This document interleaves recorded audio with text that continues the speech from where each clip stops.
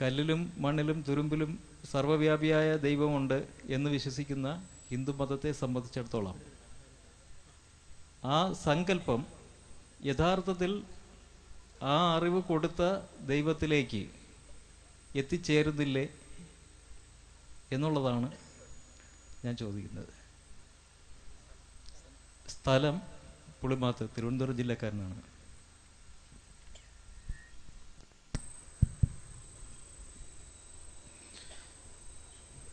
അസ്സലാമു അലൈക്കും വറഹ്മത്തുള്ളാഹി. ബിസ്മില്ലാഹിർ റഹ്മാനിർ റഹീം. അൽഹംദുലില്ലാഹി റബ്ബിൽ ആലമീൻ.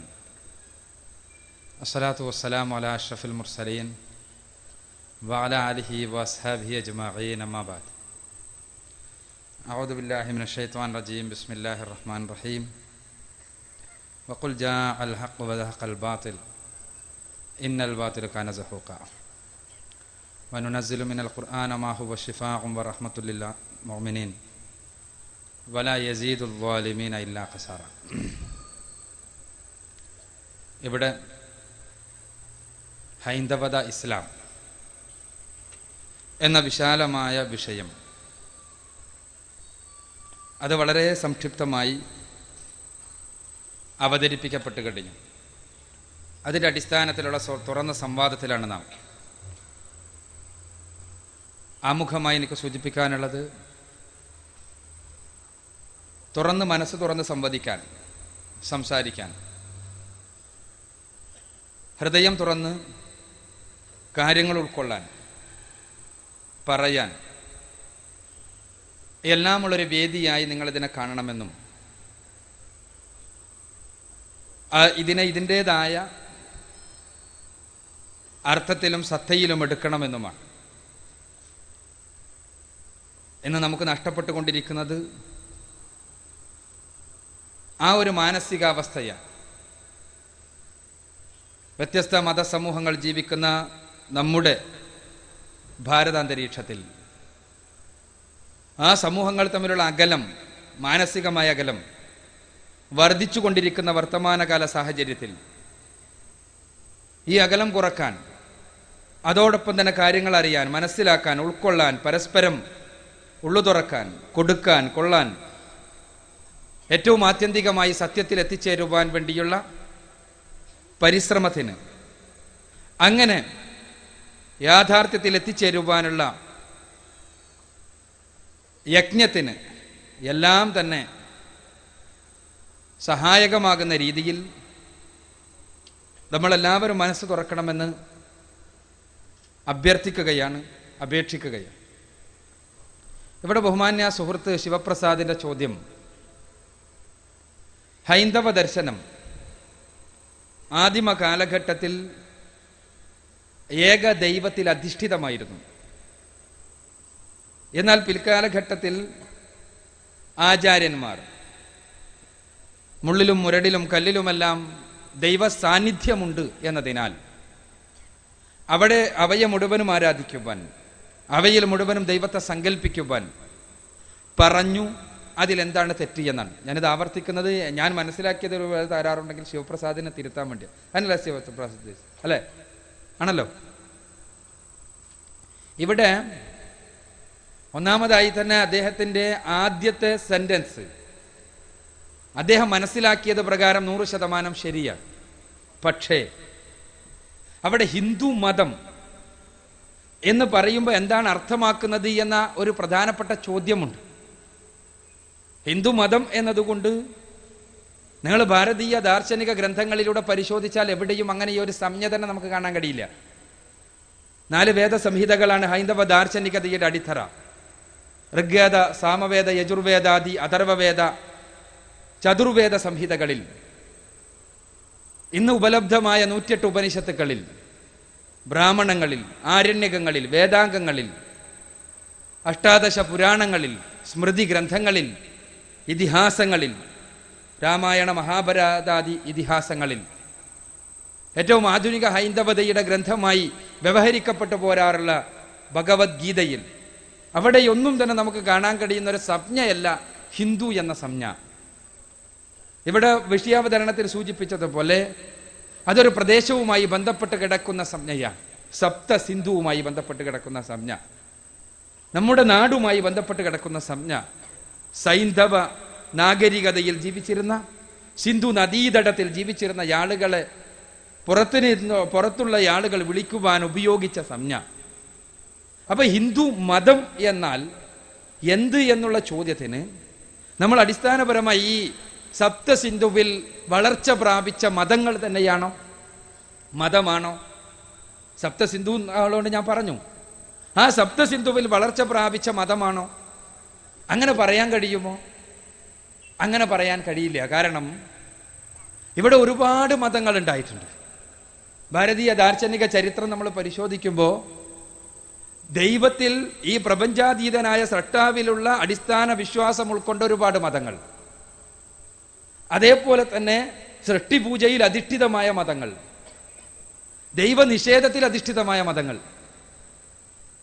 ദൈവത്തെക്കുറിച്ച് ഒന്നും പരാമർശിക്കാത്ത മതങ്ങൾ, ഇങ്ങനെ നിരവധി അനവധി മതങ്ങൾ ഈ ഭാരതഭൂമിയിൽ ഉണ്ടായിട്ടുണ്ട്. നമുക്കറിയാവുന്നതാണ് സർവേശ്വരനായ തമ്പുരാനെ കുറിച്ച് കൃത്യമായി പഠിപ്പിക്കുന്ന വേദസംഹിതകളുടെ മതം.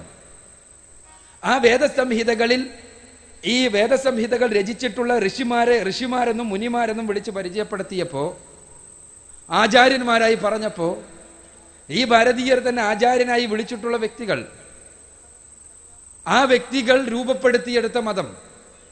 ഉദാഹരണത്തിന് ചർവാക മുനി എന്നാണ് വിളിച്ചത്. ചർവാക മുനിയുടെ മതവും ഭാരതത്തിന്റെ മതമായിരുന്നു. ഭാരതത്തിൽ ഉണ്ടായ മതം എന്നുള്ള അർത്ഥത്തിലാണ് ഞാൻ പറയുന്നത്. അദ്ദേഹമാകട്ടെ ദൈവത്തെ, അന്നത്തെ ധർമ്മസങ്കല്പത്തെ എല്ലാം തന്നെ ശക്തമായി നിഷേധിച്ച, വിമർശിച്ച വ്യക്തിയാണ്. അദ്ദേഹം പറഞ്ഞത് അഗ്നിഹോത്രം ത്രയോ വേദം ത്രിദണ്ഡം ഭസ്മഗുണ്ഡം നം ബുദ്ധി പുരുഷഹീനാനാം ജീവികാദാതൃ നിർമ്മിതീന. 3 വേദങ്ങളും അതേപോലെ തന്നെ അഗ്നിഹോത്ര യാഗവും ദണ്ഡങ്ങളും ഭസ്മം പൂശുന്ന ഏർപ്പാടുമെല്ലാം കേവലം ജീവിക്കുവാൻ വേണ്ടി ഏതാനും ആളുകൾ നിർമ്മിച്ചെടുത്തതാണ്, ബുദ്ധിയില്ലാത്ത ആളുകൾ നിർമ്മിച്ചെടുത്തതാണെന്ന് പറഞ്ഞ ചർവാക മുനിയുടെ മതവും ഭാരതത്തിലുണ്ടായ മതമാണ്. ദൈവത്തെക്കുറിച്ച് ഒന്നും പറയാത്ത ബൗദ്ധ മതവും ബുദ്ധ ദർശനവും ഭാരതത്തിലുണ്ടായതാണ്. അതേപോലെ തന്നെ ഉപനിഷത്തുക്കളുടെ ദർശനവും ഭാരതത്തിലുണ്ടായതാണ്. ഇങ്ങനെ വ്യത്യസ്ത മതസഞ്ചയം സ്ഥിതി ചെയ്യുന്ന മതസഞ്ചയങ്ങളുടെ ചരിത്രം പറയാനുള്ള ഭാരതഭൂമിയിൽ നിന്ന് നമ്മൾ പരിശ്രമിക്കുന്നത്, ഇവിടെ വിഷയാവതരകൻ സൂചിപ്പിച്ചതുപോലെ പരിശ്രമിക്കുന്നത് ദൈവിക ദർശനം. സൃഷ്ടികർത്താവായ തമ്പുരാൻ മനുഷ്യർക്ക് മാർഗദർശനം നൽകി പ്രവാചകന്മാരെ, ദൈവദൂതന്മാരെ, പുണ്യപുരുഷന്മാരെ ലോകത്തിന്റെ വ്യത്യസ്തങ്ങളായ ഭാഗങ്ങളിലേക്ക് നിയോഗിച്ചിട്ടുണ്ട്.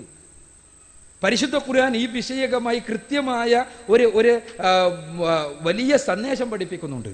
എന്താണ് ആ സന്ദേശം എന്നറിയാമോ?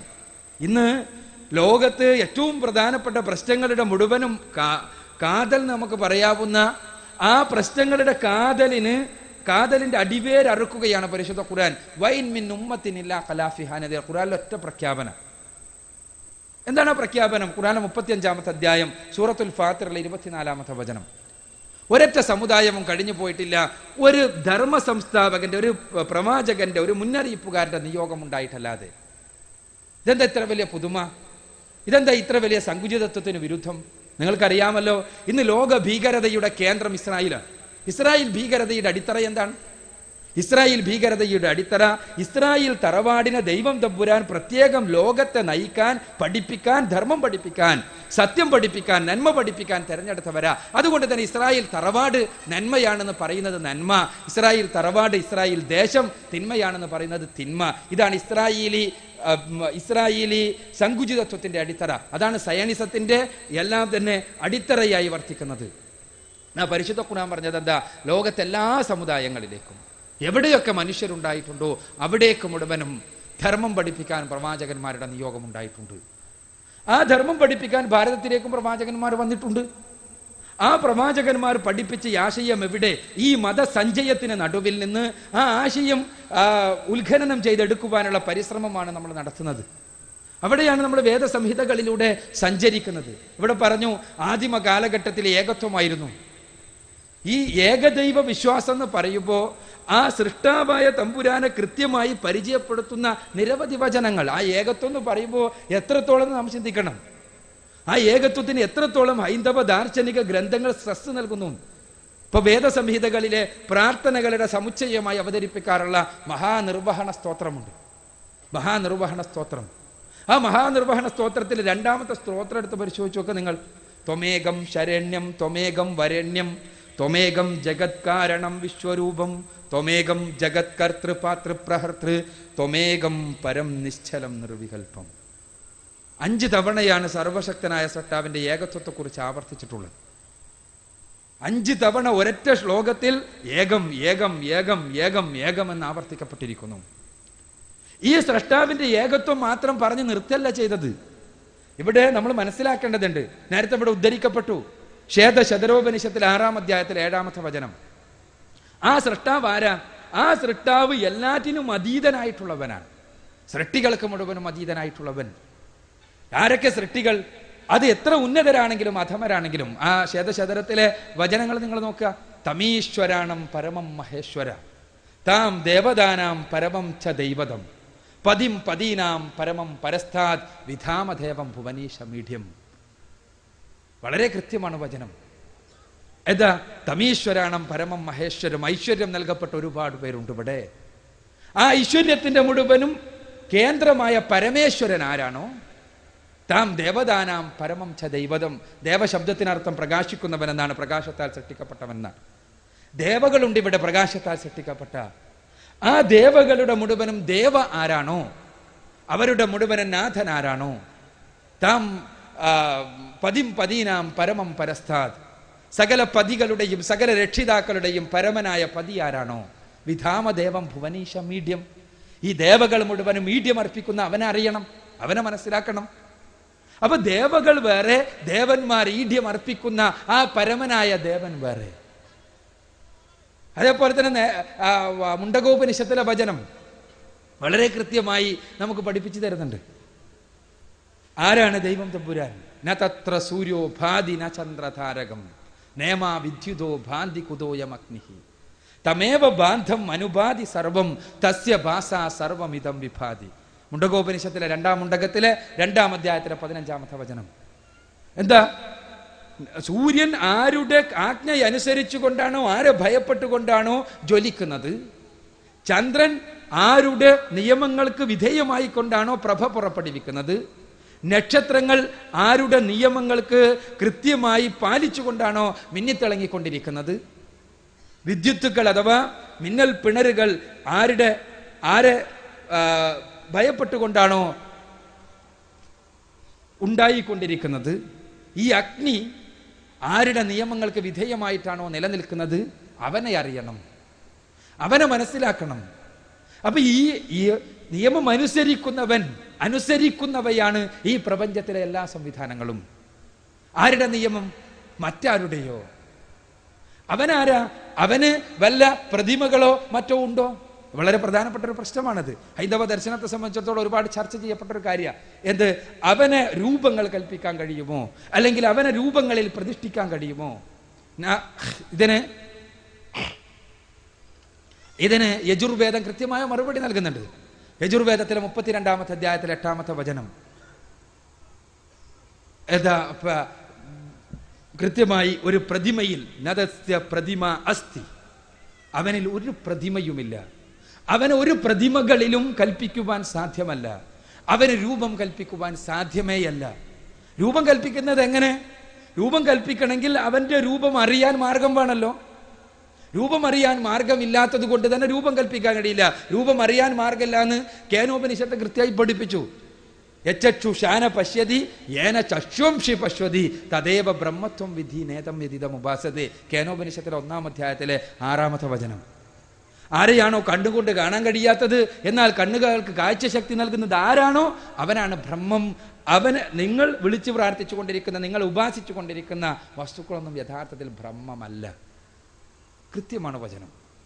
അപ്പോൾ നമുക്ക് കണ്ണുകൊണ്ട് കാണാൻ കഴിയില്ലെങ്കിൽ, നമ്മുടെ ഇന്ദ്രിയങ്ങൾക്ക് ചെന്നെത്താൻ സാധ്യമല്ലെങ്കിൽ പിന്നെ എങ്ങനെയാണ് അവന് രൂപങ്ങൾ ഉണ്ടാക്കുക? രൂപം ഉണ്ടാക്കാൻ കഴിയില്ല. അതേപോലെ തന്നെ അവൻ അത് അവതരിക്കുകയുമില്ല. അതേപോലെ തന്നെ അവന് ഈ പ്രപഞ്ചത്തിന് അതീതനാണ്. അഥവാ ഈ പ്രപഞ്ചത്തെ സൃഷ്ടിച്ച പ്രപഞ്ചത്തിലെ ചെറുതും വലുതുമായ സംവിധാനങ്ങൾ മുഴുവനും അവന്റെ നിയമം അനുസരിച്ചുകൊണ്ട് നടന്നുകൊണ്ടിരിക്കുന്നു. അപ്പോൾ ആ നിയമമനുസരിച്ച് നടന്നുകൊണ്ടിരിക്കുന്നവന്റെ സൃഷ്ടിയാണ് പ്രപഞ്ചം. അവനാകട്ടെ നിയമത്തിന്റെ ദാതാവാണ്, പ്രപഞ്ചത്തിന് അതീതനാണ്, പദാർത്ഥത്തിന് അതീതനാണ്. ഇനി ആരെ ആരാധിക്കണം എന്നുള്ള പ്രശ്നം അവിടെയും കൃത്യമായിട്ട് പറഞ്ഞു. അവിടെയും കൃത്യമായി പറഞ്ഞു. യജുർവേദത്തിലെ 40-ാം അധ്യായത്തിലെ 9-ാമത്തെ വചനത്തിൽ അന്ധം തമഹ പ്രവിശന്തിയെ സംഭൂതി മുപാസതേ തതോ ഭൂയ ഇവതേ തമോയ സംഭൂതിയാം രഥഃ. ആരെ ആരാധിക്കണം എന്ന് പറയുന്നതിന് മുമ്പ് ആരെ ആരാധിച്ചുകൂടാന്നാ പറഞ്ഞത്. അത് രസകരമായ ഒരു ശൈലിയാണ് പ്രവാചകന്മാരുടെ മുഴുവനും ശൈലി. പ്രവാചകന്മാർ ഇസ്ലാമിന്റെ അടിസ്ഥാന തത്വം എന്താ? ലാ ഇലാഹ ഇല്ലല്ലാഹ്. നമുക്കറിയാമല്ലോ, ലാ ഇലാഹ ഇല്ലല്ലാഹ് നമ്മൾക്ക് എല്ലാവരും കേട്ടിട്ടുള്ളതാണ്, മുസ്ലിങ്ങൾ അല്ലാത്തവർക്കും അറിയാവുന്നതാണ്. ലാ ഇലാഹ ഇല്ലല്ലാഹ് എന്ന് പറഞ്ഞാൽ എന്താ? പ്രവാചകന്മാർ മുഴുവനും പഠിപ്പിച്ച അടിസ്ഥാന തത്വമായി പരിശുദ്ധ ഖുർആൻ അവതരിപ്പിക്കുന്ന ആശയമാണത്. ആ ആശയത്തിന്റെ ആദ്യത്തെ പകുതി നോക്കൂ നിങ്ങൾ. ലാ ഇലാഹ നിഷേധമാണ്. ഒരൊറ്റ ആരാധ്യരുമില്ല ഇല്ലല്ലാ, സർവേശ്വരനായ സർവലോക സൃഷ്ടാവായ തമ്പുരാനൊഴിച്ച്, അള്ളാഹു ഒഴിച്ച്. ഇവിടെ ആദ്യം നിഷേധമാണ്. ഇതേപോലെ തന്നെ യജുർവേദത്തിലെ വചനം നിഷേധിക്കുകയാണ്. അന്ധം തമഹ പ്രവിശന്തിയെ സംഭൂതി മുപാസതേ. സംഭൂതികളെ ഉപാസിക്കുന്നവർ മുഴുവനും അന്ധകാരത്തിലാണ് പതിക്കുക, നരകത്തിലാണ് പതിക്കുക. അസംഭൂതികളുടെ ഉപാസന എന്താ? അസംഭൂതി എന്ന് പറഞ്ഞാൽ ഞാൻ എൻ്റെ വ്യാഖ്യാനം പറയുന്നില്ല, എൻ്റെതായ വ്യാഖ്യാനം പറഞ്ഞാൽ സ്വാഭാവികമായും ഹൈന്ദവ ദാർശനിക ഗ്രന്ഥങ്ങൾ വ്യാഖ്യാനിക്കുവാൻ ഉള്ള അവകാശമൊന്നും നമുക്കില്ല. മഹർഷി ദയാനന്ദ സരസ്വതി അദ്ദേഹത്തിന്റെ സത്യാർത്ഥ പ്രകാശത്തിൽ വളരെ കൃത്യമായി ഈ വചനത്തെ വ്യാഖ്യാനിക്കുന്നുണ്ട്. ആരാണ് അസംഭൂതി? അസംഭൂതി എന്ന് പറഞ്ഞാൽ അദ്ദേഹം പറയുന്നത് ജന്മമോ മരണമോ ഉള്ള, തുടക്കമോ ഒടുക്കമോ ഉള്ള, ഉണ്ടാവുകയോ നശിക്കുകയോ ചെയ്യുന്ന എല്ലാം അസംഭൂതികളാണ്. അപ്പോൾ അസംഭൂതികളെ ഉപാസിക്കുന്നവർ ഘോരമായ അന്ധകാരത്തിലാണ് പതിക്കുക എന്ന് പറഞ്ഞത് യജുർവേദമാണ്, ഈശാവാസ്യോപനിഷത്താണ്, അതിലെ ഋഷിയാണ്. അപ്പോൾ അസംഭൂതികളെ ഉപാസിക്കാൻ പറ്റുമോ? അഥവാ എന്നിട്ട് ഉപനിഷത്ത് സർവസ്വത്തിൽ ഡി രാമൻ നമ്പൂതിരി അതിന് പരിഭാഷ കൊടുത്തപ്പോൾ കൃത്യമായി പറഞ്ഞു, നശ്വരങ്ങളായ ദേവപിതൃ മാനവാദികളെ ഉപാസിക്കുന്നവർ ഘോരമായ അന്ധകാരത്തിലാണ് പതിക്കുക. നശ്വരങ്ങളായ ദേവന്മാരെയും പിതൃക്കളെയും മാനവാദികളെയും ഉപാസിച്ചുകൂടാ. പിന്നെ ആരെയാണ് ഉപാസിക്കേണ്ടത്? അനശ്വരനായ പരമാത്മാവിനെയാണ്, പരബ്രഹ്മത്തെയാണ്. ഈ ആശയത്തിൽ നിന്ന് പിന്നെ എങ്ങനെ വഴിതെറ്റിപ്പോയി? ഇവിടങ്ങളിൽ ലോകത്തെ എല്ലാ മതസമൂഹങ്ങളെ എടുത്തോളൂ, ലോകത്തെ ഏത് മതസമൂഹങ്ങൾ എടുത്തോളൂ, അടിസ്ഥാന ആശയങ്ങളിൽ ഏകദൈവ ആരാധനയുണ്ട്, ഏകദൈവ വിശ്വാസമുണ്ട്. പക്ഷേ അതിൽ നിന്ന് വഴിതെറ്റിപ്പോകുന്നത് എവിടെ നിന്നാ? സൃഷ്ടാവായ തമ്പുരാനുണ്ട്, പക്ഷേ സൃഷ്ടികളെ ആരാധിക്കാം, പ്രാർത്ഥിക്കാം, അവരെ പൂജകൾ നടത്താം, അവരെ ആരാധിക്കാം എന്നുള്ള സങ്കല്പം. അതിന് വ്യത്യസ്തങ്ങളായ ന്യായീകരണങ്ങൾ, പല സമൂഹങ്ങളും പല ന്യായീകരണങ്ങൾ. ഇപ്പോൾ ഭാരതീയ ദർശനത്തിൽ തന്നെ ഇതിന് പല ന്യായീകരണങ്ങൾ കാണുന്നവരുണ്ട്. ഇപ്പൊ അദ്വൈത പ്രകാരമുള്ള ന്യായീകരണമാണ് ബഹുമാന്യനായ സുഹൃത്ത് പറഞ്ഞത്. എന്താ? എല്ലാറ്റിലും ദൈവമുണ്ടെങ്കിൽ പിന്നെ എല്ലാറ്റിനെയും ആരാധിച്ചുകൂടെ എന്നാണ്. എല്ലാറ്റിലും ദൈവമുണ്ടോ എന്നൊരു പ്രശ്നം ചർച്ച ചെയ്യപ്പെടേണ്ട ഒരു പ്രശ്നമാണ്. ഉപനിഷത്തുക്കൾ പഠിപ്പിക്കുന്ന പരമാത്മാവ്, പരബ്രഹ്മം, പ്രപഞ്ചത്തിന് അതീതനായ, പദാർത്ഥത്തിന് അതീതനായ, ഈ പ്രപഞ്ചത്തെ സൃഷ്ടിച്ച് പരിപാലിക്കുന്ന, പ്രപഞ്ചം അവന്റെ നിയമങ്ങൾ പ്രകാരം നടന്നുകൊണ്ടിരിക്കുന്ന സർവേശ്വരനാണ്. പരിശുദ്ധ ഖുർആൻ പരിചയപ്പെടുത്തുന്ന സർവശക്തനായ അള്ളാഹുവും അതേപോലെ തന്നെ. എന്നാൽ ഈ വചനങ്ങളെ എല്ലാം വ്യാഖ്യാനിച്ചുകൊണ്ട് എല്ലാറ്റിലും ദൈവം കുടികൊള്ളുന്നു എന്നൊരാശയം പഠിപ്പിക്കാൻ വേണ്ടി ശ്രമിച്ചിട്ടുണ്ട്. അതെന്തിനു വേണ്ടിയാണ്? ഈ സാധാരണ ജനത്തിന്റെ പിൽക്കാലഘട്ടത്തിൽ പൗരോഹിത്യം കടന്നു വന്നതിന് ശേഷം ആളുകളെ വഴിതെറ്റിച്ച് പൗരോഹിത്യത്തിന് കടന്നു വരണമെങ്കിൽ എന്താ മാർഗമുള്ളൂ? സൃഷ്ടാവായ ദൈവം, എന്നെക്കുറിച്ച് കൃത്യമായി അറിയാവുന്ന പടച്ചോൻ, എന്നെ പടച്ച പടച്ചോൻ, എൻ്റെ മനസ്സിൻ്റെ ഓരോ ചലനങ്ങളും അറിയാവുന്ന പടച്ചോൻ, എൻ്റെ ഓരോ കാര്യങ്ങളെയും കുറിച്ച് അറിയാവുന്ന തമ്പുരാൻ, അവനും ഞാനും തമ്മിൽ ഉള്ള അടുപ്പം എന്ന് പറഞ്ഞാൽ എന്താ? എന്നെക്കുറിച്ച് കൃത്യമായി അറിയാവുന്ന സർവേശ്വരനായ തമ്പുരാനെ ഞാൻ ഉൾക്കൊണ്ട് കഴിഞ്ഞാൽ പിന്നെ എനിക്കും ആ സർവേശ്വരനായ തമ്പുരാനും തമ്മിൽ ഒരു ഇടയാളൻ, ഒരു മധ്യവർത്തി, ഒരു ശുപാർശകൻ, ഒരു നടുവിൽ നിൽക്കേണ്ടവൻ കടന്നു വരേണ്ട കാര്യമില്ല. കാരണം എന്താ വെച്ചാൽ എന്നെ കൃത്യമായി അറിയുന്നവനാണവൻ. അതുകൊണ്ട് തന്നെ സർവേശ്വരനായ തമ്പുരാനാണവൻ. എന്നാൽ പുരോഹിതന്മാർ പിന്നീട് എന്ത് ചെയ്തു എന്ന് വെച്ചാൽ, ഈ സർവേശ്വരനായ തമ്പുരാന് പകരം മറ്റുള്ള പുണ്യാത്മാക്കളെ പ്രാർത്ഥിക്കുന്ന, ആരാധിക്കുന്ന സമ്പ്രദായം കൊണ്ടുവന്നപ്പോൾ ആ പുണ്യാത്മാക്കളുടെ സ്വന്തക്കാരും ബന്ധുക്കാരുമായി പുരോഹിതന്മാരായി ഉണ്ടായി. അപ്പൊ അവരിലേക്ക്, ഈ പുണ്യാത്മാക്കളിലേക്ക്, മഹാന്മാരായ ദിവ്യ പുരുഷന്മാരിലേക്ക് അടുക്കാൻ പൗരോഹിത്യം ആവശ്യമാണെന്നുള്ള അവസ്ഥാവിശേഷം ഉണ്ടായി. ആ പുരോഹിതന്മാരുടെ സൃഷ്ടിയാണ് പിൽക്കാലഘട്ടത്തിൽ ഉണ്ടായ എല്ലാ ബഹുദൈവാരാധനാ സമ്പ്രദായങ്ങളും. മനുഷ്യർ സ്വാഭാവികമായും ഏകദൈവ വിശ്വാസത്തിൽ നിന്ന് വ്യതിചലിക്കുവാൻ സ്വാഭാവികമായുള്ളൊരു തൃഷ്ണയുണ്ട്. അതെന്താ? ഈ ഏകദൈവ വിശ്വാസത്തിൽ നിന്ന് മനുഷ്യരെ വ്യതിചലിപ്പിക്കുവാൻ അവൻ്റെ നമ്പർ 1 ശത്രുവായ പിശാച് ചെകുത്താൻ ശ്രമിച്ചുകൊണ്ടിരിക്കുന്നു എന്നുള്ളത് കൊണ്ട് തന്നെ അതുകൊണ്ട് ഈ സൃഷ്ടാവായ തമ്പുരാൻ ആരാധിക്കുന്നതിന് പകരം സൃഷ്ടിപൂജയിലേക്ക് മനുഷ്യരെ കൊണ്ടുപോകുവാൻ പരമാവധി പണിയെടുത്തുകൊണ്ടിരിക്കും പിശാച്. അതെങ്ങനെയാ ചെയ്യുക? അത് കേവലം സൃഷ്ടിപൂജ ശരിയാണ് എന്ന് പറഞ്ഞ് അവതരിപ്പിച്ചിട്ടല്ല, മറിച്ച് സൃഷ്ടാവിനെ ആരാധിക്കുന്നത് തന്നെയാണ് സൃഷ്ടിപൂജ എന്ന് വരുത്തി തീർക്കാൻ വേണ്ടി പല മാർഗങ്ങൾ ഉപയോഗിക്കും. ഇപ്പൊ പ്രവാചകന്മാർ പിൽക്കാലഘട്ടത്തിൽ ആരാധിക്കപ്പെട്ടു. നമുക്കറിയാം, ബഹുദൈവ ആരാധനക്കെതിരെ ശക്തമായി നിലകൊണ്ട വ്യക്തിയാണ് ഇബ്രാഹിം നബി അലൈഹി സ്വലാത്തു വസ്സലാം. പരിശുദ്ധ ഖുർആനും പറയുന്നു, ബൈബിളും പറയുന്നു. ഈ ഇബ്രാഹിം നബി വിഗ്രഹ പൂജക്കെതിരെ ശക്തമായി പോരാടിയ വ്യക്തി. പക്ഷെ ആ ഇബ്രാഹിം നബിയുടെ വിഗ്രഹമായിരുന്നു മുഹമ്മദ് റസൂലുള്ളാഹി സ്വല്ലല്ലാഹു അലൈഹി വസല്ലം വന്നപ്പോൾ കഅബയിലെ പ്രധാനപ്പെട്ട പ്രതിഷ്ഠകളിലൊന്ന്. ഇതെന്താ സംഭവിച്ചത്? ഇബ്രാഹിം നബി വിഗ്രഹാരാധനക്കെതിരെ പോരാടി അദ്ദേഹത്തെ ആദരിച്ച് അവസാനം ദൈവമാക്കി അദ്ദേഹം വിളിച്ചു പ്രാർത്ഥിക്കപ്പെടുന്ന ആരാധിക്കപ്പെടുന്ന അവസ്ഥാവിശേഷമുണ്ടായി. അദ്ദേഹം പ്രതിഷ്ഠിക്കപ്പെടുന്ന അവസ്ഥയുണ്ടായി. ഇതേപോലെ തന്നെ എല്ലാ മതസമൂഹങ്ങളിലും സംഭവിച്ചത് നമുക്ക് കാണാൻ കഴിയും. അപ്പോൾ അത് ഞാൻ സൂചിപ്പിക്കുന്നത് ഭാരതീയ സമൂഹത്തിലും സംഭവിച്ചിട്ടുണ്ടാകുവാൻ സാധ്യത അത് തന്നെയാണ്. അതാണ് പിൽക്കാലഘട്ടത്തിൽ നിങ്ങൾ നോക്കുക. പിന്നെ പിൽക്കാലഘട്ടത്തിൽ പുരാണങ്ങളുടെ കാലമായപ്പോഴേക്ക് ഈ ബഹുദൈവ ആരാധനാ സമ്പ്രദായം വളർന്ന് വികസിച്ച് സംഘടനാത്മകമായ തലത്തിലെത്തി ഇങ്ങനെ പല തലങ്ങളിലേക്ക് പോകുന്നത് നമുക്ക് കാണാൻ കഴിയും. ഇവിടെ സുഹൃത്തിൻ്റെ യുക്തിപരമായ ചോദ്യത്തിന് ഹൈന്ദവ ദാർശനികതയുടെ അടിസ്ഥാനത്തിൽ ഉള്ള ചില വിഷയങ്ങൾ പറഞ്ഞുകൊണ്ട് ആരംഭിച്ചു എന്ന് മാത്രമേ ഉള്ളൂ. ഹൈന്ദവ ദാർശനികത യഥാർത്ഥത്തിൽ ഭാരതത്തിലേക്ക് കടന്നു വന്ന പ്രവാചകന്മാർ പഠിപ്പിച്ച ആശയം സൃഷ്ടാവായ തമ്പുരാനെ മാത്രം ആരാധിക്കുക എന്ന ആശയമാണ്. എന്നാൽ പിൽക്കാലഘട്ടത്തിൽ മറ്റേതൊരു മതസമൂഹത്തിലും ഉണ്ടായതുപോലെ ക്രിസ്തുയേശു പഠിപ്പിച്ചത് സർവേശ്വരനായ തമ്പുരാനെ മാത്രം ആരാധിക്കുക എന്ന ആശയ. ബൈബിൾ മുഴുവൻ പരിശോധിച്ചോളൂ. യേശു സ്വയം ആരാധിക്കുവാൻ, അദ്ദേഹത്തെ ആരാധിക്കുവാൻ ആവശ്യപ്പെടുന്ന ഒരു വചനം പോലും കാണാൻ കഴിയില്ല. അദ്ദേഹം ദൈവമാണ് എന്ന് പറയുന്ന ഒരു വചനം പോലും കാണാൻ കഴിയില്ല. എന്നാൽ ഞാൻ ദൈവമല്ല എന്ന് ക്രിസ്തു പല തവണ ജനങ്ങളെ ബോധ്യപ്പെടുത്തുകയും സർവേശ്വരനായ തമ്പുരാൻ മാത്രമാണ് ആരാധിക്കപ്പെടേണ്ടത് എന്ന് പലതവണ പറയുകയും ചെയ്തിട്ടുണ്ട് ബൈബിൾ പ്രകാരം. പക്ഷേ പിൽക്കാലഘട്ടത്തിൽ എന്തുണ്ടായി? ആ ക്രിസ്തുവിനെ തന്നെ ആരാധിച്ചു. പിന്നീട് മെല്ലെ ക്രിസ്തു ദൈവപുത്രനായി, ദൈവമായി, ത്രിയേക ദൈവങ്ങളിൽ ഒരു വ്യക്തിയായി ഇന്ന് ദൈവത്തെക്കാൾ വലിയ, ക്രിസ്തു ആരാധിച്ച ദൈവത്തെക്കാൾ വലിയ ആരാധ്യനായി എന്നുള്ളതാണ് ആ ക്രൈസ്തവ ചരിത്രത്തിൽ ഉണ്ടായത്. ഇതേ സംഭവം തന്നെയാണ് ഏത് സമൂഹത്തിലുമുള്ള മതസമൂഹങ്ങളിൽ ഉണ്ടായിട്ടുള്ളത്. ഇവിടെ ഒരു ന്യായീകരണം കടന്നു വരുന്നു. എന്തുകൊണ്ടായിക്കൂടാ? ഇവിടെ പ്രധാനപ്പെട്ട ഒരു പ്രശ്നമുണ്ട്. അതിനർഹമാണോ? ഒന്ന്, എന്താണ് ആരാധന? എന്താണ് ആരാധന? നമ്മുടെ മനസ്സിൻ്റെ ഹൃദയത്തിൻ്റെ അകത്ത് നിന്ന് ആരംഭിക്കുന്ന എല്ലാ കഴിവുകളുടെയും ഉടമസ്ഥനോടുള്ള അഭ്യർത്ഥനയാണ് ആരാധന. ആ ആരാധനയുടെ അടിത്തറ ഏതാണ്? ആരാധനയുടെ കാമ്പതാണ്. ആ ആരാധന അർപ്പിക്കപ്പെടുവാൻ അർഹമാണോ സൃഷ്ടികൾ ആരെങ്കിലും? സൃഷ്ടികളിൽ ആരെങ്കിലും? നിങ്ങൾ പരിശോധിച്ച് നോക്കുക. നമ്മുടെ പുരാണങ്ങൾ എടുത്തു നോക്കുക. ആരാധിക്കപ്പെടുന്ന വ്യക്തികൾ അവർക്ക് എത്രത്തോളം കാര്യങ്ങളുടെ വിഷയങ്ങളിൽ അഗാധമായ ജ്ഞാനമുണ്ടായിരുന്നു. ഇപ്പോൾ നമ്മൾ ഇപ്പോൾ പ്രാർത്ഥനയുടെ വിഷയം വളരെ സംക്ഷിപ്തമായി പറഞ്ഞാൽ, നമ്മൾ പ്രാർത്ഥിക്കുന്നു. ആരോട് പ്രാർത്ഥിക്കുന്നു? സർവേശ്വരനായ തമ്പുരാനോട് പ്രാർത്ഥിക്കുന്നു. പ്രാർത്ഥിക്കുന്നത് എന്തിന്? ഭൗതികമായ ഒരു കാര്യത്തിന് വേണ്ടി. പക്ഷേ ഈ ഭൗതികമായ കാര്യം ചിലപ്പോൾ എൻ്റെ നാശത്തിന് നിമിത്തമാകുന്ന കാര്യത്തിന് വേണ്ടിയാകാം ഞാൻ പ്രാർത്ഥിക്കുന്നത്.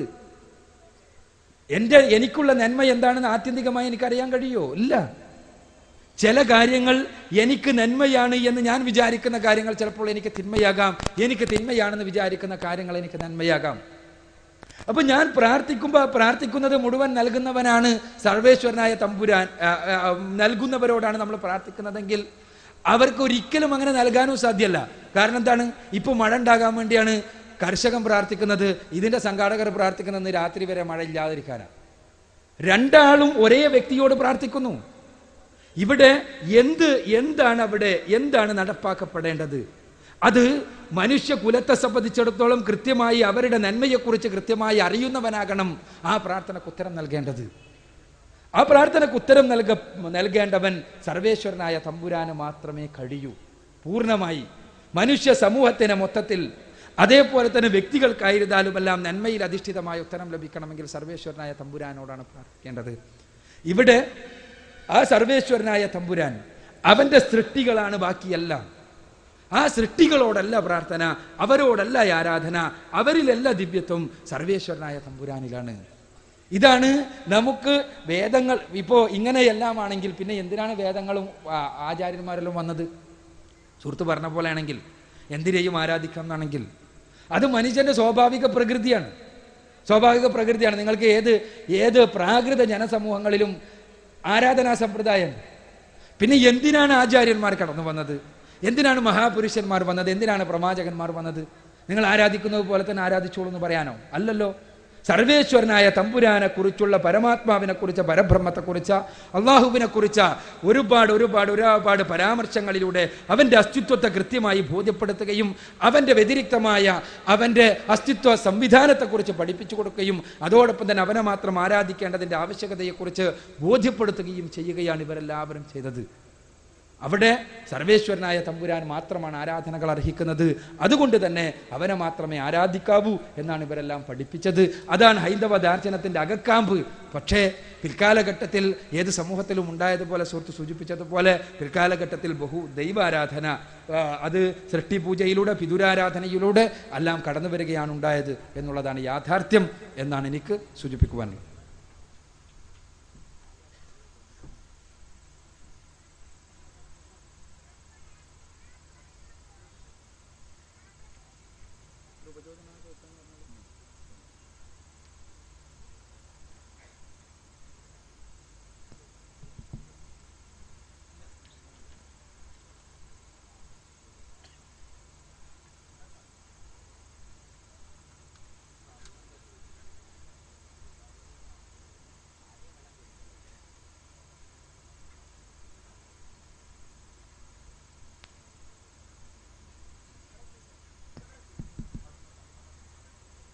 എൻ്റെ പേര് ഷാജി എന്നാണ്, കണ്ണൂരാണ് സ്ഥലം. ഏകദൈവ വിശ്വാസവുമായി ബന്ധപ്പെട്ട ക്വസ്റ്റ്യൻ തന്നെയാണ്. ഏകദൈവ വിശ്വാസത്തെ അംഗീകരിച്ചുകൊണ്ടാണ് ചോദ്യം ചോദിക്കുന്നത്. നമ്മൾ ചെറുപ്പത്തെ പഠിച്ചിട്ടുണ്ട്, അഥർവേദാന്തർഗതമായതൊരു ഉപനിഷത്താണ്. ഏകോ ദേവ സർവഭൂതേഷു കൂട സർവവ്യാപി സർവഭൂതാന്തരാത്മ കർമാധ്യക്ഷ സർവഭൂതാദിവാസ സാക്ഷി ചേതോ കേവലോ നിർഗുണശ്ച. അപ്പോൾ സർവവ്യാപി സർവഭൂതങ്ങളിലും സർവജീവികളിലും കുടികൊള്ളുന്നുള്ളതാണ് ഭാരതീയ അദ്വൈത ദർശനത്തിന്റെ സിദ്ധാന്തം. അതുപോലെ തന്നെ ഭഗവത്ഗീതയിലും പറയുന്നുണ്ട്, ഈശ്വര സർവഭൂതാനാം ഹൃദയശേ അർജുന തിഷ്ഠതി.